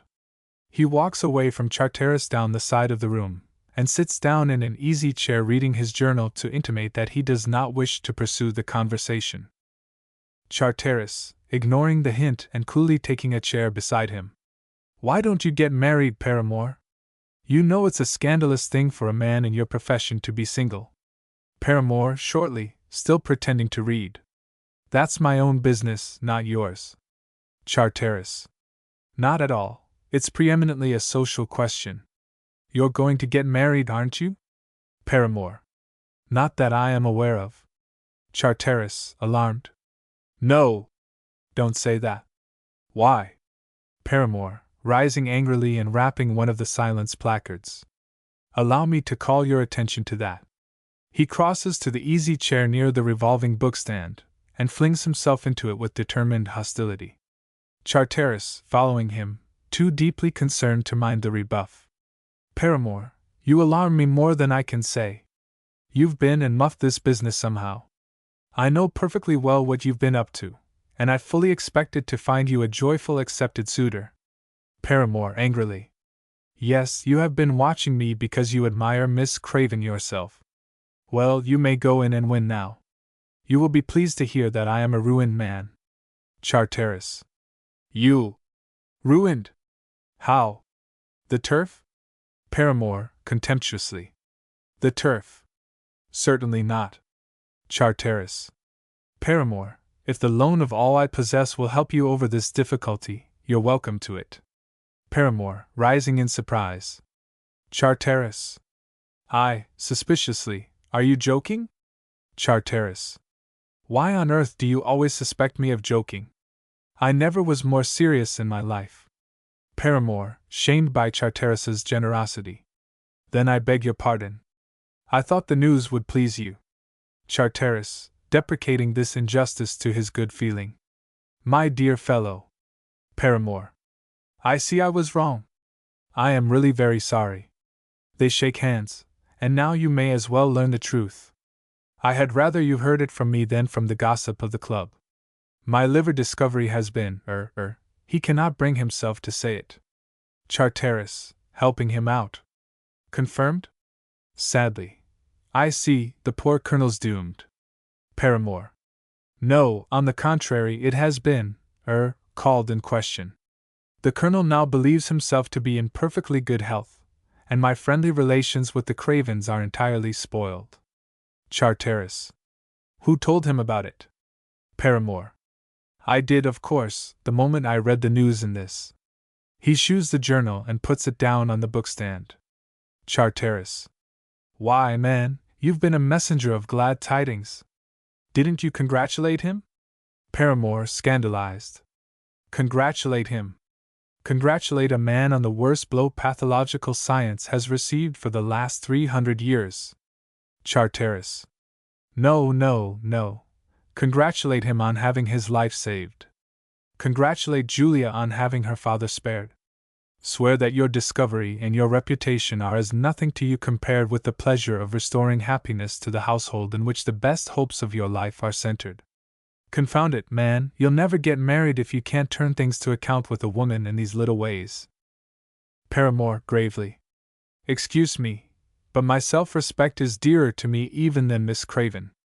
I cannot trifle with scientific questions for the sake of a personal advantage. He turns away coldly and goes toward the table. Charteris. Well, this beats me. The nonconformist conscience is bad enough, but the scientific conscience is the very devil. He follows Paramore and puts his arm familiarly round his shoulder, bringing him back again whilst he speaks. Now look here, Paramore, I've got no conscience in that sense at all. I loathe it as I loathe all the snares of idealism, but I have some common humanity and common sense. He replaces him in the easy chair and sits down opposite him. Come, what is a really scientific theory? A true theory, isn't it? Paramore. No doubt. Charteris. For instance, you have a theory about Craven's liver, eh? Paramore. I still believe that to be a true theory, though it has been upset for the moment. Charteris. And you have a theory that it would be pleasant to be married to Julia? Paramore. I suppose so, in a sense. Charteris. That theory also will be upset, probably, before you're a year older. Paramore. Always cynical, Charteris. Charteris. Never mind that. Now it's a perfectly damnable thing for you to hope that your liver theory is true, because it amounts to hoping that Craven will die an agonizing death. This strikes Paramore as paradoxical, but it startles him.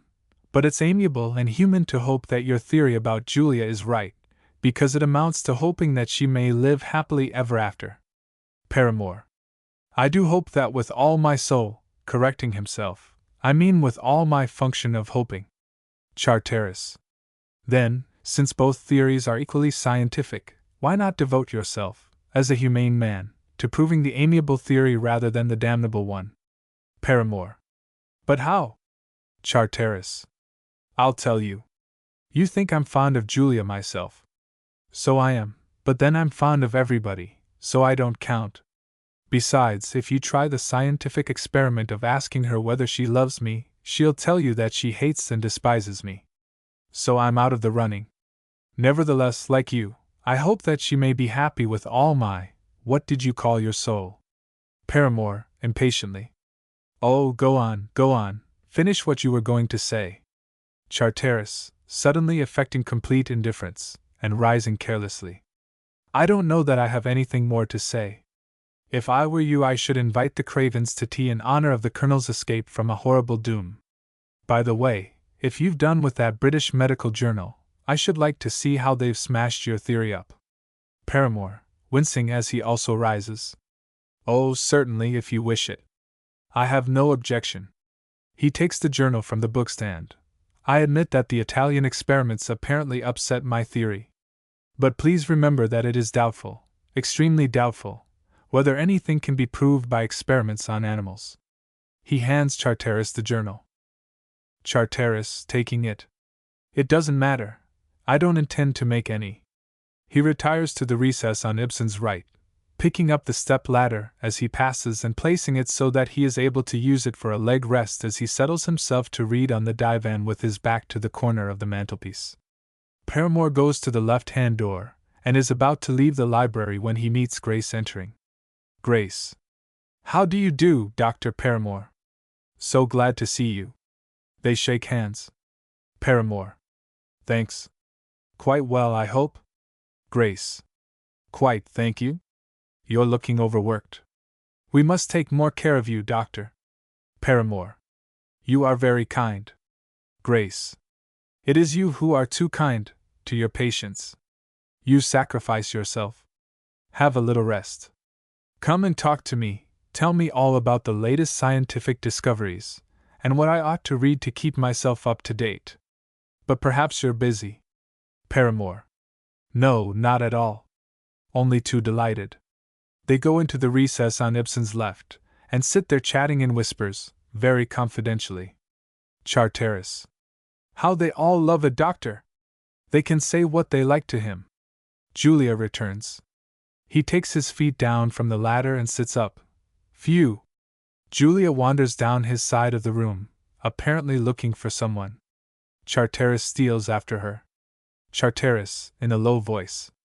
Looking for me, Julia? Julia, starting violently. Oh! How you startled me! Charteris. S.H. I want to show you something. Look! He points to the pair in the recess. Julia, jealously. That woman! Charteris. My young woman, carrying off your young man. Julia. What do you mean? Do you dare insinuate? Charteris. S.H. Don't disturb them. Paramore rises, takes down a book, and sits on a footstool at Grace's feet. Julia. Why are they whispering like that? Charteris. Because they don't want anyone to hear what they are saying to one another. Paramore shows Grace a picture in the book. They both laugh heartily over it. Julia. What is he shewing her? Charteris. Probably a diagram of the liver. Julia, with an exclamation of disgust, makes for the recess. Charteris catches her sleeve. Stop, be careful, Julia.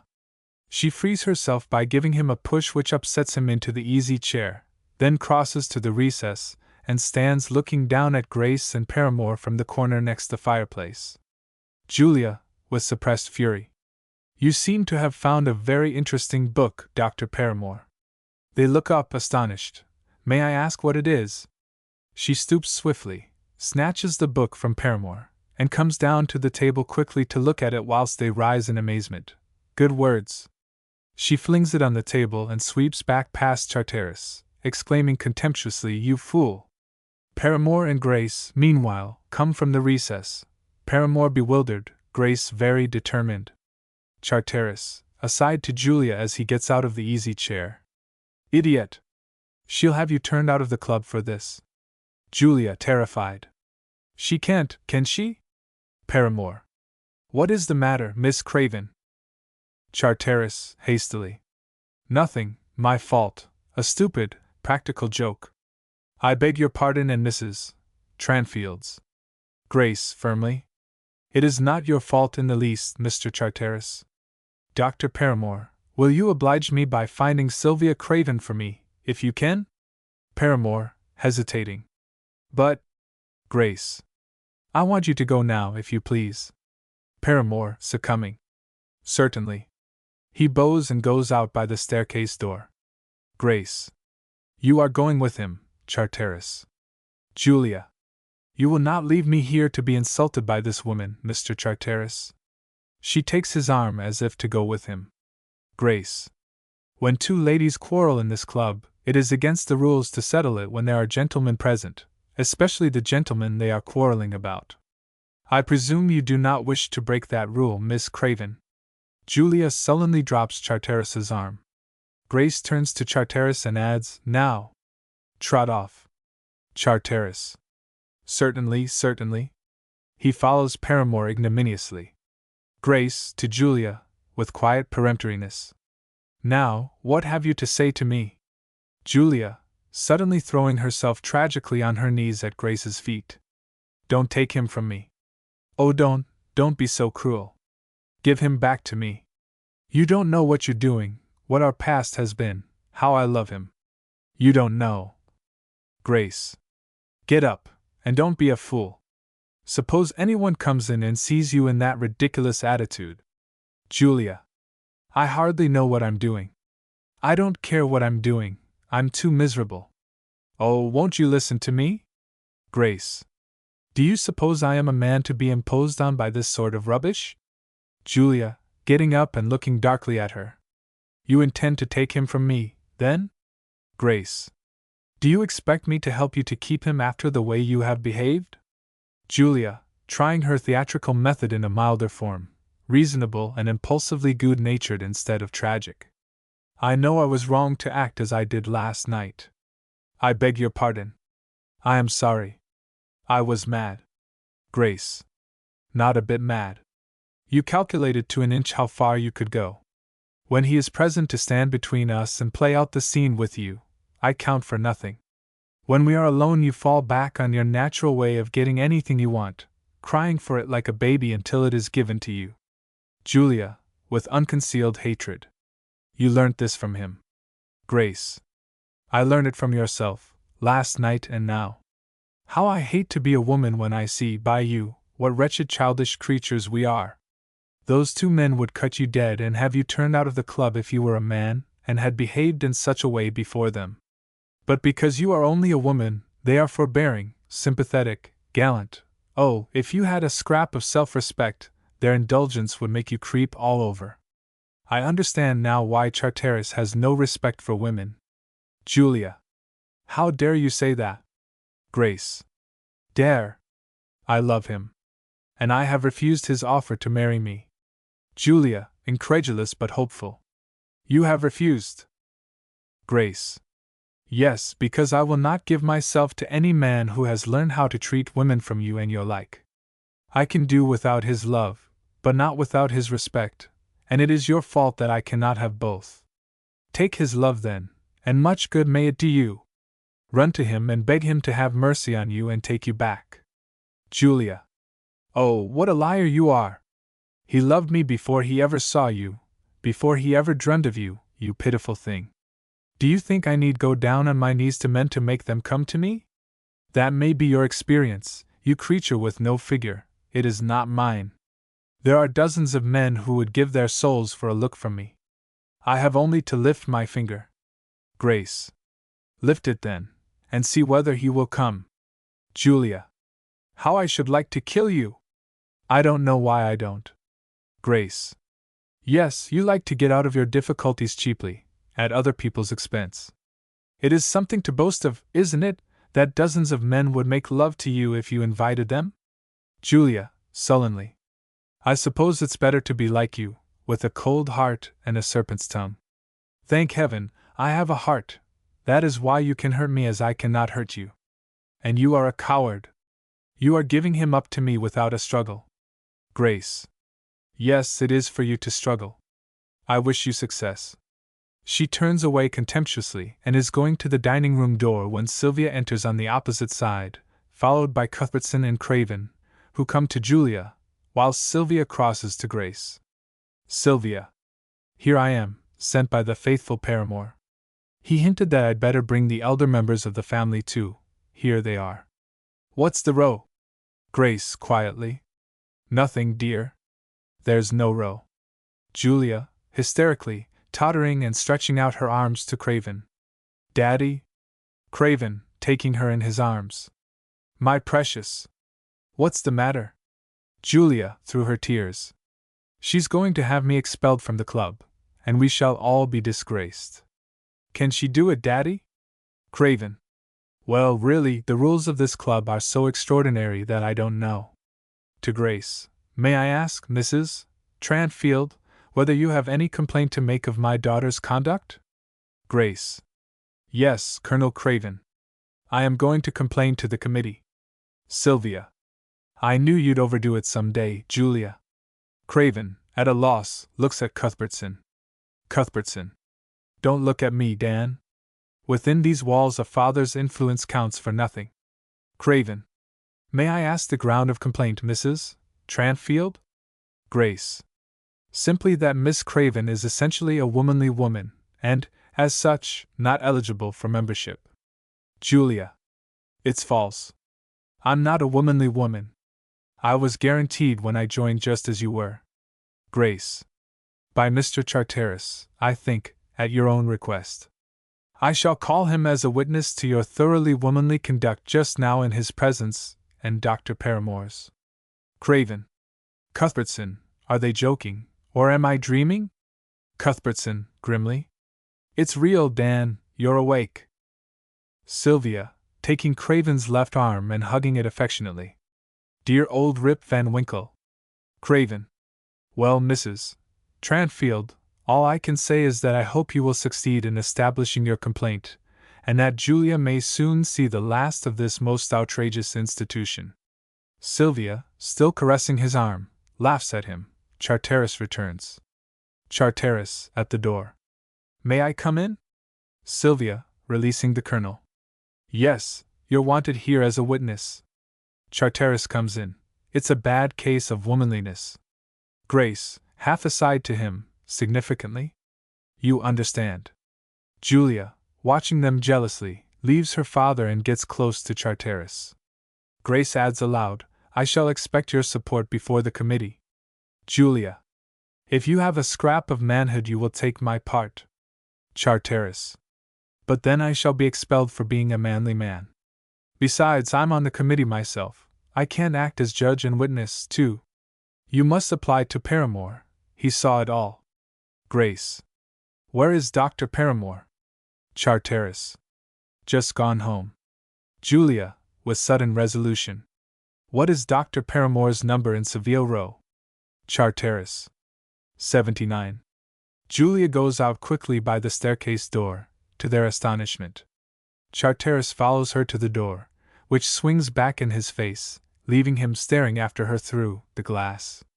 Sylvia runs to Grace. Sylvia. Grace, go after her. Don't let her get beforehand with Paramore. She'll tell him the most heartbreaking stories about how she's been treated, and get him round completely. Craven, floundering. Sylvia. Is that the way to speak of your sister, miss? Grace squeezes Sylvia's hand to console her, and sits down calmly. Sylvia posts herself behind Grace's chair, leaning over the back to watch the ensuing colloquy between the three men. I assure you, Mrs. Tranfield, Dr. Paramore has just invited us all to take afternoon tea with him, and if my daughter has gone to his house, she is simply taking advantage of his invitation to extricate herself from a very embarrassing scene here. We're all going there.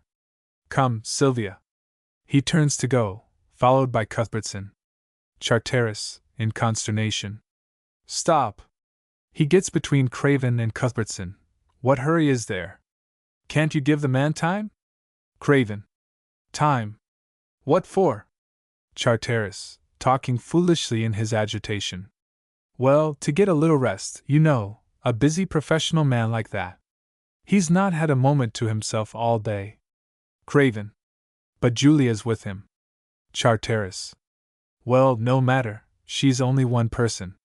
And she ought to have an opportunity of laying her case before him. As a member of the committee, I think that's only just. Be reasonable, Craven, give him half an hour. Cuthbertson, sternly. What do you mean by this, Charteris? Charteris. Nothing, I assure you. Only common consideration for poor Paramore. Cuthbertson. You've some motive. Craven, I strongly advise that we go at once. He grasps the door handle. Charteris, coaxingly. No, no. He puts his hand persuasively on Craven's arm, adding, "It's not good for your liver, Craven, to rush about immediately after lunch." Cuthbertson. His liver's cured. Come on, Craven. He opens the door. Charteris, catching Cuthbertson by the sleeve. Cuthbertson, you're mad? Paramore's going to propose to Julia. We must give him time. He's not the man to come to the point in 3 minutes as you or I would. Turning to Craven, don't you see? That will get me out of the difficulty we were speaking of this morning, you and I and Cuthbertson. You remember? Craven. Now, is this a thing to say plump out before everybody, Charteris? Confound it, have you no decency? Cuthbertson, severely. None whatever. Charteris, turning to Cuthbertson. No, don't be unkind, Cuthbertson. Back me up. My future, her future, Mrs. Tranfield's future, Craven's future, everybody's future depends on our finding Julia Paramore's affianced bride when we go over to Savile Row. He's certain to propose if you'll only give him time. You know you're a kindly and sensible man as well as a deucedly clever one, Cuthbertson, in spite of all your nonsense. Say a word for me. Craven. I'm quite willing to leave the decision to Cuthbertson, and I have no doubt whatever as to what that decision will be. Cuthbertson carefully shuts the door, and comes back into the room with an air of weighty reflection. Cuthbertson. I am now going to speak as a man of the world, that is, without moral responsibility. Craven. Quite so, Joe. Of course. Cuthbertson. Therefore, though I have no sympathy whatever with Charteris's views, I think we can do no harm by waiting, say 10 minutes or so. He sits down. Charteris, delighted. Ah, there's nobody like you after all, Cuthbertson, when there's a difficult situation to be judged. Craven, deeply disappointed. Oh, well, Joe, if that is your decision, I must keep my word and abide by it. Better sit down and make ourselves comfortable, I suppose. He sits also, under protest. Charteris, fidgeting about. I can't sit down, I'm too restless. The fact is, Julia has made me so nervous that I can't answer for myself until I know her decision. Mrs. Tranfield will tell you what a time I've had lately. Julia's really a most determined woman, you know. Craven, starting up. Well, upon my life. Upon my honor and conscience. Now really. I shall go this instant. Come on, Sylvia. Cuthbertson, I hope you'll mark your sense of this sort of thing by coming on to Paramore's with us at once. He marches to the door. Charteris, desperately. Craven, you're trifling with your daughter's happiness. I only ask 5 minutes more. Craven. Not 5 seconds, sir. 5 for shame, Charteris. He goes out. Cuthbertson, to Charteris, as he passes him on his way to the door. Bungler. He follows Craven. Sylvia. Serve you right, you duffer. She follows Cuthbertson. Charteris. Oh, these headstrong old men. To Grace, nothing to be done now but go with them and delay the Colonel as much as possible. So I'm afraid I must leave you. Grace, rising. Not at all. Paramore invited me, too, when we were talking over there. Charteris, aghast. You don't mean to say you're coming? Grace. Most certainly. Do you suppose I will let that woman think I am afraid to meet her? Charteris sinks on a chair with a prolonged groan. Come, don't be silly. You'll not overtake the Colonel if you delay any longer. Charteris. Why was I ever born, child of misfortune that I am? He rises despairingly. Well, if you must come, you must. He offers his arm, which she takes. By the way, what happened after I left you? Grace. I gave her a lecture on her behavior which she will remember to the last day of her life. Charteris, approvingly. That was right, darling. He slips his arm round her waist. Just one kiss, to soothe me. Grace, complacently offering her cheek. Foolish boy. He kisses her. Now come along. They go out together. End of Act 3. Act 4. Sitting room in Paramore's apartments in Savile Row. The darkly respectable furniture is, so to speak, en suite with Paramore's frock coat and cuffs. Viewing the room from the front windows, The door is seen in the opposite wall near the left-hand corner. Another door, a light, noiseless partition, one covered with a green baize, is in the right-hand wall toward the back, leading to Paramore's consulting room. The fireplace is on the left. At the nearest corner of it a couch is placed at right angles to the wall, setawise. On the right the wall is occupied by a bookcase, further forward than the green baize door. Beyond the door is a cabinet of anatomical preparations, with a framed photograph of Rembrandt's School of Anatomy hanging on the wall above it. In front, a little to the right, a tea table. Paramore is seated in a round back chair, on casters, pouring out tea. Julia sits opposite him, with her back to the fire. He is in high spirits, she very downcast. Paramore, handing her the cup he has just filled. There. Making tea is one of the few things I consider myself able to do thoroughly well. Cake? Julia. No, thank you. I don't like sweet things. She sets down the cup untasted. Paramore. Anything wrong with the tea? Julia. No, it's very nice. Paramore. I'm afraid I'm a very bad entertainer. The fact is, I'm too professional. I only shine in consultation. I almost wish you had something the matter with you, so that you might call out my knowledge and sympathy. As it is, I can only admire you, and feel how pleasant it is to have you here. Julia bitterly. And pet me, and say pretty things to me. I wonder you don't offer me a saucer of milk at once? Paramore, astonished. Why? Julia. Because you seem to regard me very much as if I were a Persian cat. Paramore, in strong remonstrance. Miss Ciare. Julia, cutting him short. Oh, you needn't protest. I'm used to it, it's the only sort of attachment I seem always to inspire. Ironically, you can't think how flattering it is. Paramore. My dear Miss Craven, what a cynical thing to say. You, who are loved at first sight by the people in the street as you pass. Why, in the club I can tell by the faces of the men whether you have been lately in the room or not. Julia, shrinking fiercely. Oh, I hate that look in their faces. Do you know that I have never had one human being care for me since I was born? Paramore. That's not true, Miss Craven. Even if it were true of your father, and of Charteris, who loves you madly in spite of your dislike for him, it is not true of me. Julia, startled. Who told you that about Charteris? Paramore. Why, he himself. Julia, with deep, poignant conviction. He cares for only one person in the world, and that is himself. There is not in his whole nature one unselfish spot. He would not spend 1 hour of his real life with. A sob chokes her. She rises passionately, crying, You are all alike, every one of you. Even my father only makes a pet of me. She goes away to the fireplace, and stands with her back to him. Paramore, following her humbly. I don't deserve this from you, indeed I do not. Julia, rating him. Then why do you talk about me with Charteris, behind my back? Paramore. We said nothing disparaging of you. Nobody shall ever do that in my presence. We spoke of the subject nearest our hearts. Julia. His heart. Oh God, his heart. She sits down on the couch and hides her face. Paramore, sadly.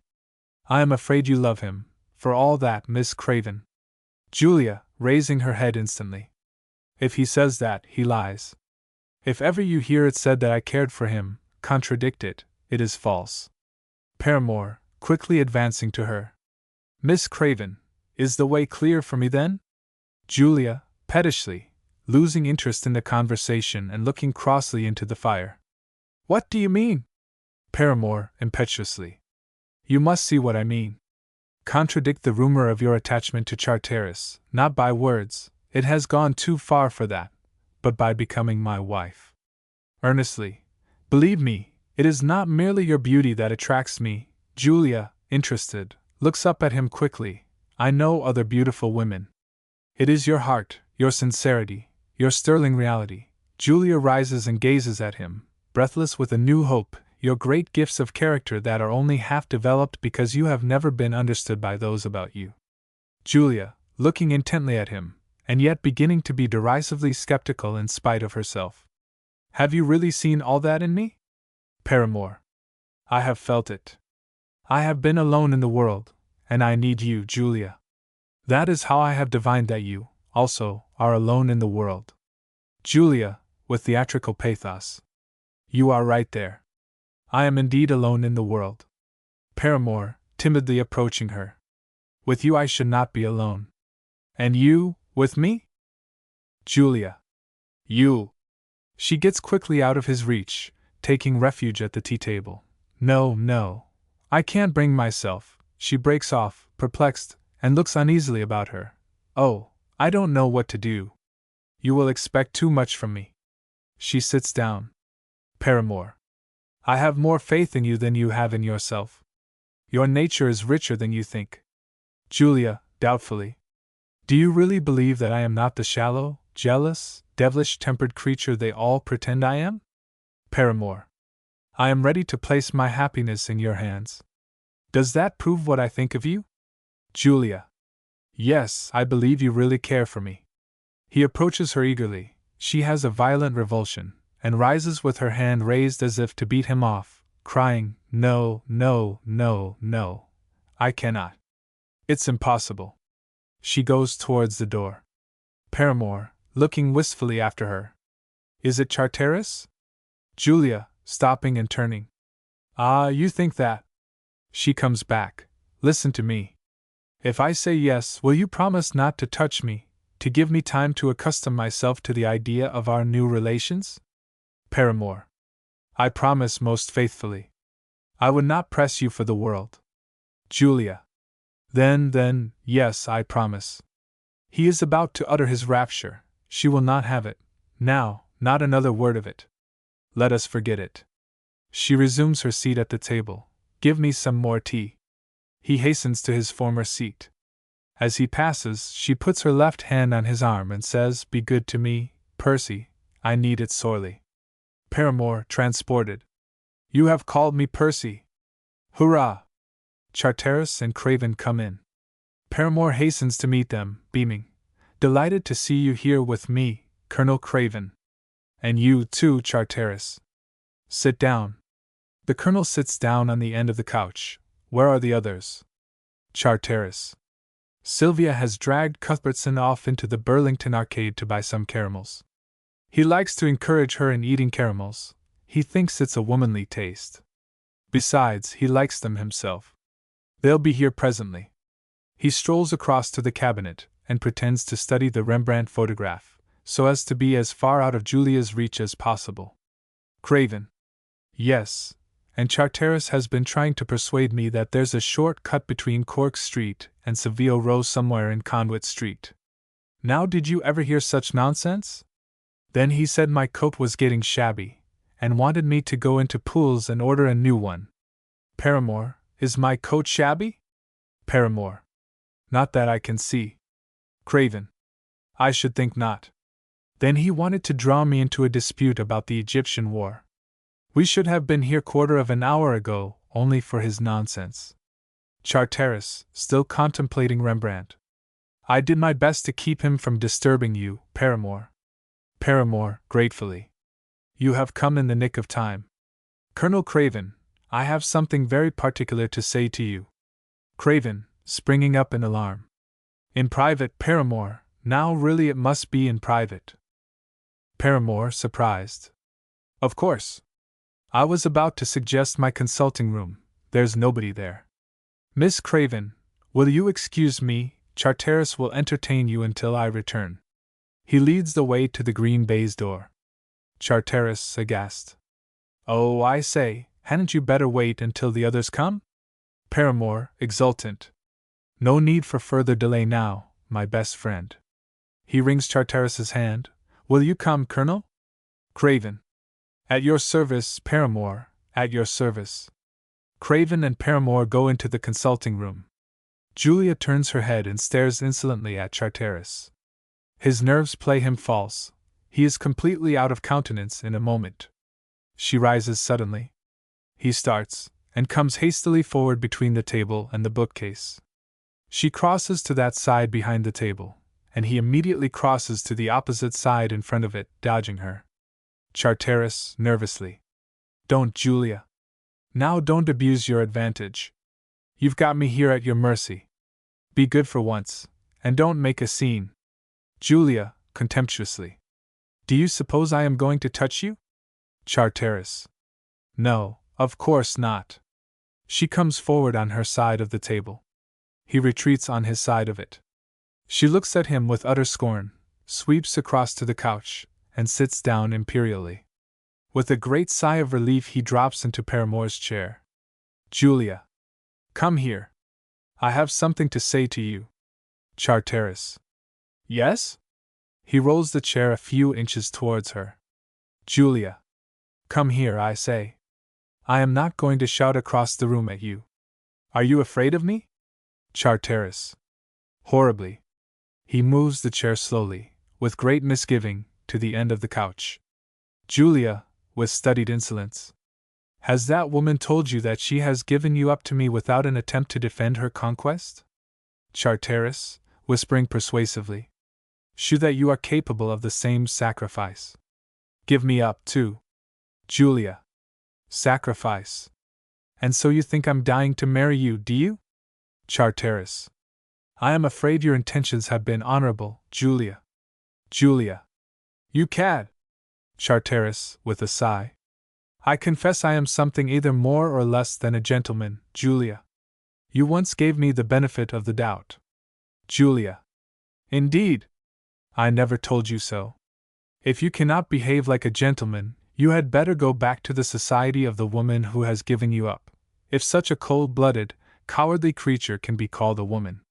She rises majestically. He makes his chair fly back to the table. I know you now, Leonard Charteris, through and through, in all your falseness, your petty spite, your cruelty, and your vanity. The place you coveted has been won by a man more worthy of it. Charteris, springing up, and coming close to her, gasping with eagerness. What do you mean? Out with it. Have you accept? Julia. I am engaged to Dr. Paramore. Charteris, enraptured. My own Julia. He attempts to embrace her. Julia, recoiling, he catching her hands and holding them. How dare you? Are you mad? Do you wish me to call Dr. Paramore? Charteris. Call everybody, my darling, everybody in London. Now I shall no longer have to be brutal, to defend myself, to go in fear of you. How I have looked forward to this day. You know now that I don't want you to marry me or to love me. Paramore can have all that. I only want to look on and rejoice disinterestedly in the happiness of kissing her hand, my dear Julia, kissing the other, my beautiful Julia. She tears her hands away and raises them as if to strike him, as she did the night before at Cuthbertson's. No use to threaten me now. I am not afraid of those hands, the loveliest hands in the world. Julia. How have you the face to turn round like this after insulting and torturing me? Charteris. Never mind, dearest, you never did understand me, and you never will. Our vivisecting friend has made a successful experiment at last. Julia, earnestly. It is you who are the vivisector, a far crueler, more wanton vivisector than he. Charteris. Yes, but then I learn so much more from my experiments than he does. And the victims learn as much as I do. That's where my moral superiority comes in. Julia, sitting down again on the couch with rueful humor. Well, you shall not experiment on me any more. Go to your grace if you want a victim. She'll be a tough one. Charteris, reproachfully sitting down beside her. And you drove me to propose to her to escape from you. Suppose she had accepted me, where should I be now? Julia. Where I am, I suppose, now that I have accepted Paramore. Charteris. But I should have made Grace unhappy. Julia sneers. However, now I come to think of it, you'll make Paramore unhappy. And yet if you refused him he would be in despair. Poor devil! Julia, her temper flashing up for a moment again. He is a better man than you. Charteris, humbly. I grant you that, my dear. Julia, impetuously. Don't call me your dear. And what do you mean by saying that I shall make him unhappy? Am I not good enough for him? Charteris, dubiously. Well, that depends on what you mean by good enough. Julia, earnestly. You might have made me good if you had chosen to. You had a great power over me. I was like a child in your hands, and you knew it. Charteris, with comic acquiescence. Yes, my dear. That means that whenever you got jealous and flew into a violent rage, I could always depend on its ending happily if I only waited long enough, and petted you very hard all the time. When you had had your fling, and called the object of your jealousy every name you could lay your tongue to, and abused me to your heart's content for a couple of hours, then the reaction would come, and you would at last subside into a soothing rapture of affection which gave you a sensation of being angelically good and forgiving. Oh, I know that sort of goodness. You may have thought on these occasions that I was bringing out your latent amiability, but I thought you were bringing out mine, and using up rather more than your fair share of it. Julia. According to you, then, I have no good in me. I am an utterly vile, worthless woman. Is that it? Charteris. Yes, if you are to be judged as you judge others. From the conventional point of view, there's nothing to be said for you, Julia, nothing. That's why I have to find some other point of view to save my self-respect when I remember how I have loved you. Oh, what I have learned from you, who could learn nothing from me. I made a fool of you, and you brought me wisdom. I broke your heart, and you brought me joy. I made you curse your womanhood, and you revealed my manhood to me. Blessings forever and ever on my Julia's name. With genuine emotion, he takes her hand to kiss it again. Julia, snatching her hand away in disgust. Oh, stop talking that nasty, sneering stuff. Charteris, laughingly appealing to the heavens. She calls it nasty, sneering stuff. Well, I'll never talk like that to you again, dearest. It only means that you are a beautiful woman, and that we all love you. Julia. Don't say that, I hate it. It sounds as if I were a mere animal. Charteris. A fine animal is a very wonderful thing. Don't let us disparage animals, Julia. Julia. That is what you really think me. Charteris. Come, Julia, you don't expect me to admire you for your moral qualities, do you? She turns and looks hard at him. He starts up apprehensively and backs away from her. She rises and follows him up slowly and intently. Julia, deliberately. I have seen you very much infatuated with this depraved creature who has no moral qualities. Charteris, retreating. Keep off, Julia. Remember your new obligations to Paramore. Julia, overtaking him in the middle of the room. Never mind Paramore, that is my business. She grasps the lapels of his coat in her hands, and looks fixedly at him. Oh, if the people you talk so cleverly to could only know you as I know you. Sometimes I wonder at myself for ever caring for you. Charteris, beaming at her. Only sometimes? Julia. You fraud. You humbug. You miserable little plaster saint. He looks delighted. Oh! In a paroxysm half of rage, half of tenderness, she shakes him, growling over him like a tigress over her cub. Paramore and Craven at this moment return from the consulting room, and are thunderstruck at the spectacle. Craven, shouting, utterly scandalized. Julia! Julia releases Charteris, but stands her ground disdainfully as they come forward, Craven on her left, Paramore on her right. Paramore. What's the matter? Charteris. Nothing. You'll soon get used to this, Paramore. Craven. Now really, Julia, this is a very extraordinary way to behave. It's not fair to Paramore. Julia, coldly. If Dr. Paramore objects, he can break off our engagement. To Paramore, pray don't hesitate. Paramore, looking doubtfully and anxiously at her. Do you wish me to break it off? Charteris, alarmed. Nonsense. Don't act so hastily. It was my fault. I annoyed Miss Craven, insulted her. Hang it all, don't go and spoil everything like this. Craven. This is most infernally perplexing. I can't believe that you insulted Julia, Charteris. I've no doubt you annoyed her. You'd annoy anybody. Upon my soul you would. But insult. Now what do you mean by that? Paramore, very earnestly. Miss Craven, delicacy and sincerity, I ask you to be frank with me. What are the relations between you and Charteris? Julia. Ask him. She goes to the fireplace, her back on them. Charteris. Certainly, I'll confess. I'm in love with Miss Craven, always have been, and I've persecuted her with my addresses ever since I knew her. It's been no use, she utterly despises me. A moment ago the spectacle of a rival's happiness stung me to make a nasty, sneering speech, and she just shook me a little, as you saw. Paramore, chivalrously. I shall never forget that you helped me to win her, Charteris. Julia quickly, a spasm of fury in her face. Charteris. S.H. For heaven's sake don't mention it. Craven. This is a very different story to the one you told Cuthbertson and myself this morning. You'll excuse my saying that it sounds much more like the truth. Come, you were humbugging us, weren't you? Charteris. Asked Julia. Paramore and Craven turned to Julia. Charteris remains doggedly looking straight before him. Julia. It's quite true. He has been in love with me, he has persecuted me, and I utterly despise him. Craven. Don't rub it in, Julia, it's not kind. No man is quite himself when he's crossed in love. To Charteris.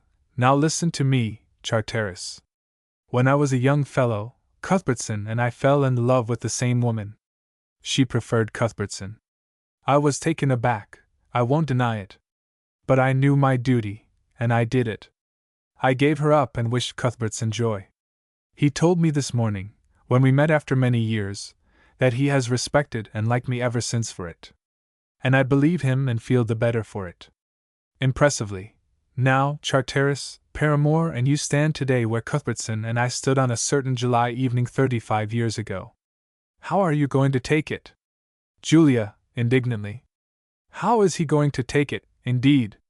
Really, Papa, this is too much. If Mrs. Cuthbertson wouldn't have you, it may have been very noble of you to make a virtue of giving her up, just as you made a virtue of being a teetotaler when Percy cut off your wine.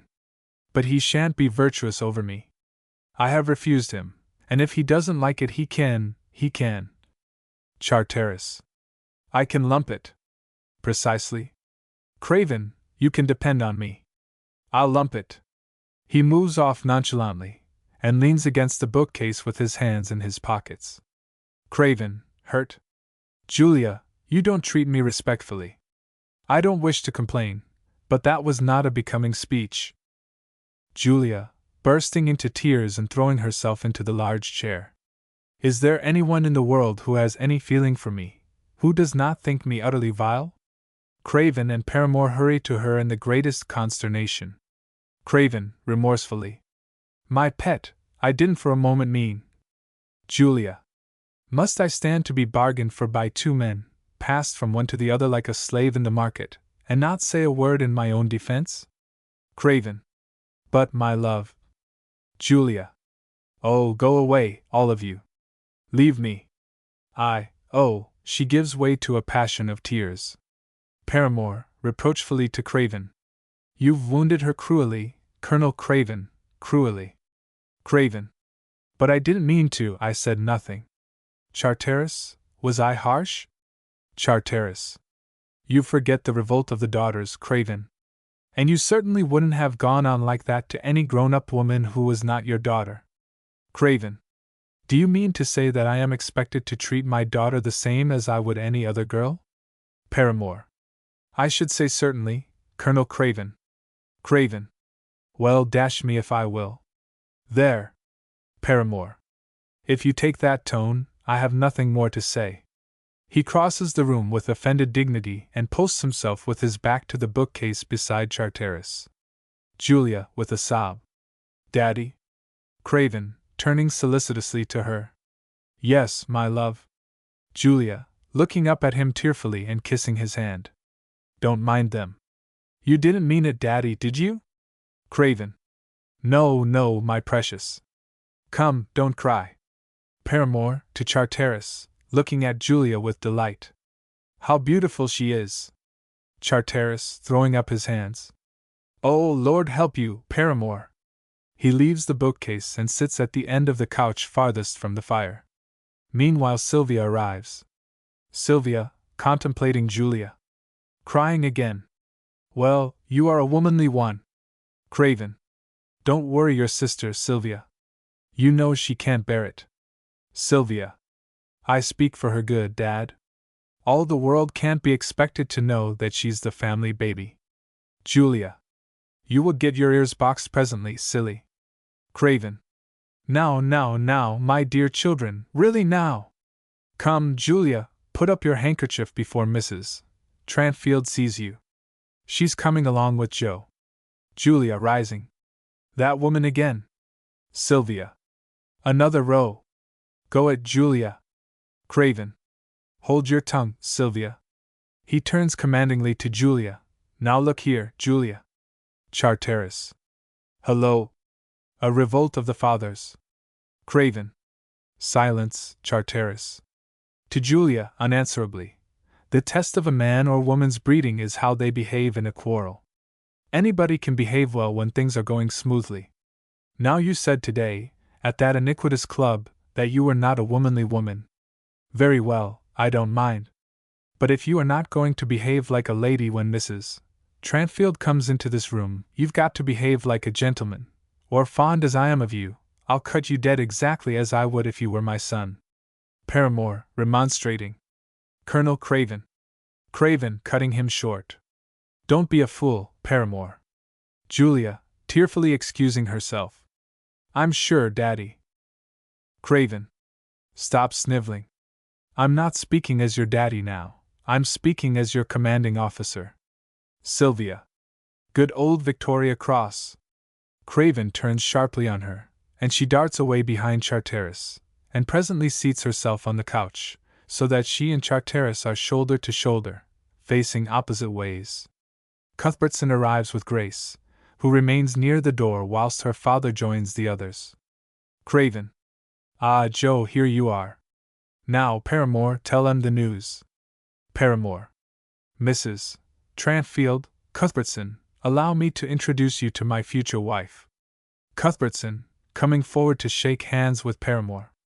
My heartiest congratulations. Paramore goes to shake hands with Grace. Miss Craven, you will accept Grace's congratulations as well as mine, I hope. Craven. She will, Joe. In a tone of command. Now, Julia. Julia slowly rises. Cuthbertson. Now, Grace. He conducts her to Julia's right, then posts himself on the hearthrug, with his back to the fire, watching them. The colonel keeps guard on the other side. Grace, speaking in a low voice to Julia alone. So you have shown him that you can do without him. Now I take back everything I said. Will you shake hands with me? Julia gives her hand painfully, with her face averted. They think this a happy ending, Julia, these men, our lords and masters. The two stand silent, hand in hand. Sylvia, leaning back across the couch, aside to Charteris. Has she really chucked you? He nods assent. She looks at him dubiously, and adds, I expect you chucked her. Cuthbertson. And now, Paramore, mind you don't stand any chaff from Charteris about this. He's in the same predicament himself. He's engaged to Grace. Julia, dropping Grace's hand, and speaking with breathless anguish, but not violently. Again. Charteris, rising hastily. Don't be alarmed. It's all off. Sylvia, rising indignantly. What? You've chucked Grace too. What a shame.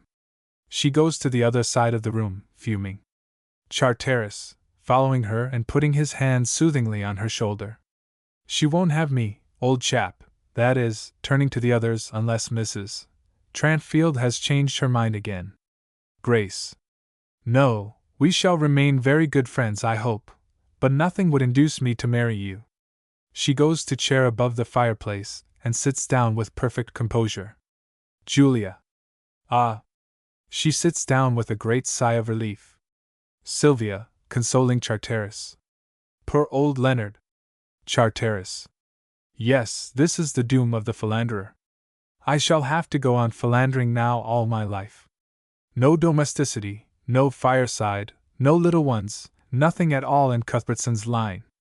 Nobody will marry me, unless you, Sylvia, eh? Sylvia. Not if I know it, Charteris. Charteris, to them all. You see. Craven, coming between Charteris and Sylvia.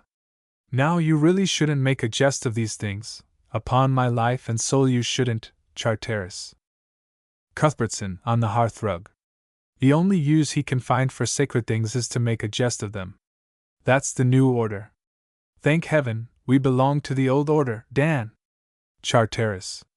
Cuthbertson, don't be symbolic. Cuthbertson, outraged. Symbolic. That is an accusation of Ibsenism. What do you mean? Charteris. Symbolic of the old order. Don't persuade yourself that you represent the old order. There never was any old order. Craven. There I flatly contradict you and stand up for Joe. I'd no more have behaved as you do when I was a young man than I'd have cheated at cards. I belong to the old order. Charteris. You're getting old, Craven, and you want to make a merit of it, as usual. Craven. Come now, Charteris, you're not offended, I hope. With a conciliatory outburst. Well, perhaps I shouldn't have said that about cheating at cards. I withdraw it, offering his hand. Charteris, taking Craven's hand. No offense, my dear Craven, none in the world. I didn't mean to shew any temper. But, aside, after looking round to see whether the others are listening, only just consider the spectacle of a rival's happiness. Craven, aloud, decisively. Charteris, now you've got to behave like a man. Your duty's plain before you. To Cuthbertson, am I right, Joe? Cuthbertson, firmly. You are, Dan. Craven, to Charteris. Go straight up and congratulate Julia. And do it like a gentleman, smiling. Charteris. Colonel, I will. Not a muscle shall betray the conflict within. Craven. Julia, Charteris has not congratulated you yet. He's coming to do it. Julia rises and fixes a dangerous look on Charteris. Sylvia, whispering quickly behind Charteris as he is about to advance. Take care. She's going to hit you. I know her. Charteris stops and looks cautiously at Julia, measuring the situation. They regard one another steadfastly for a moment. Grace softly rises and gets close to Julia. Charteris, whispering over his shoulder to Sylvia. I'll chance it. He walks confidently up to Julia. Julia. He proffers his hand. Julia, exhausted, allowing herself to take it. You are right. I am a worthless woman. Charteris, triumphant, and gaily remonstrating. Oh, why? Julia. Because I am not brave enough to kill you. Grace, taking her in her arms as she sinks, almost fainting, away from him. Oh, no, never make a hero of a Philanderer. Charteris, amused and untouched, shakes his head laughingly. The rest look at Julia with concern, and even a little awe, feeling for the first time the presence of a keen sorrow. Curtain.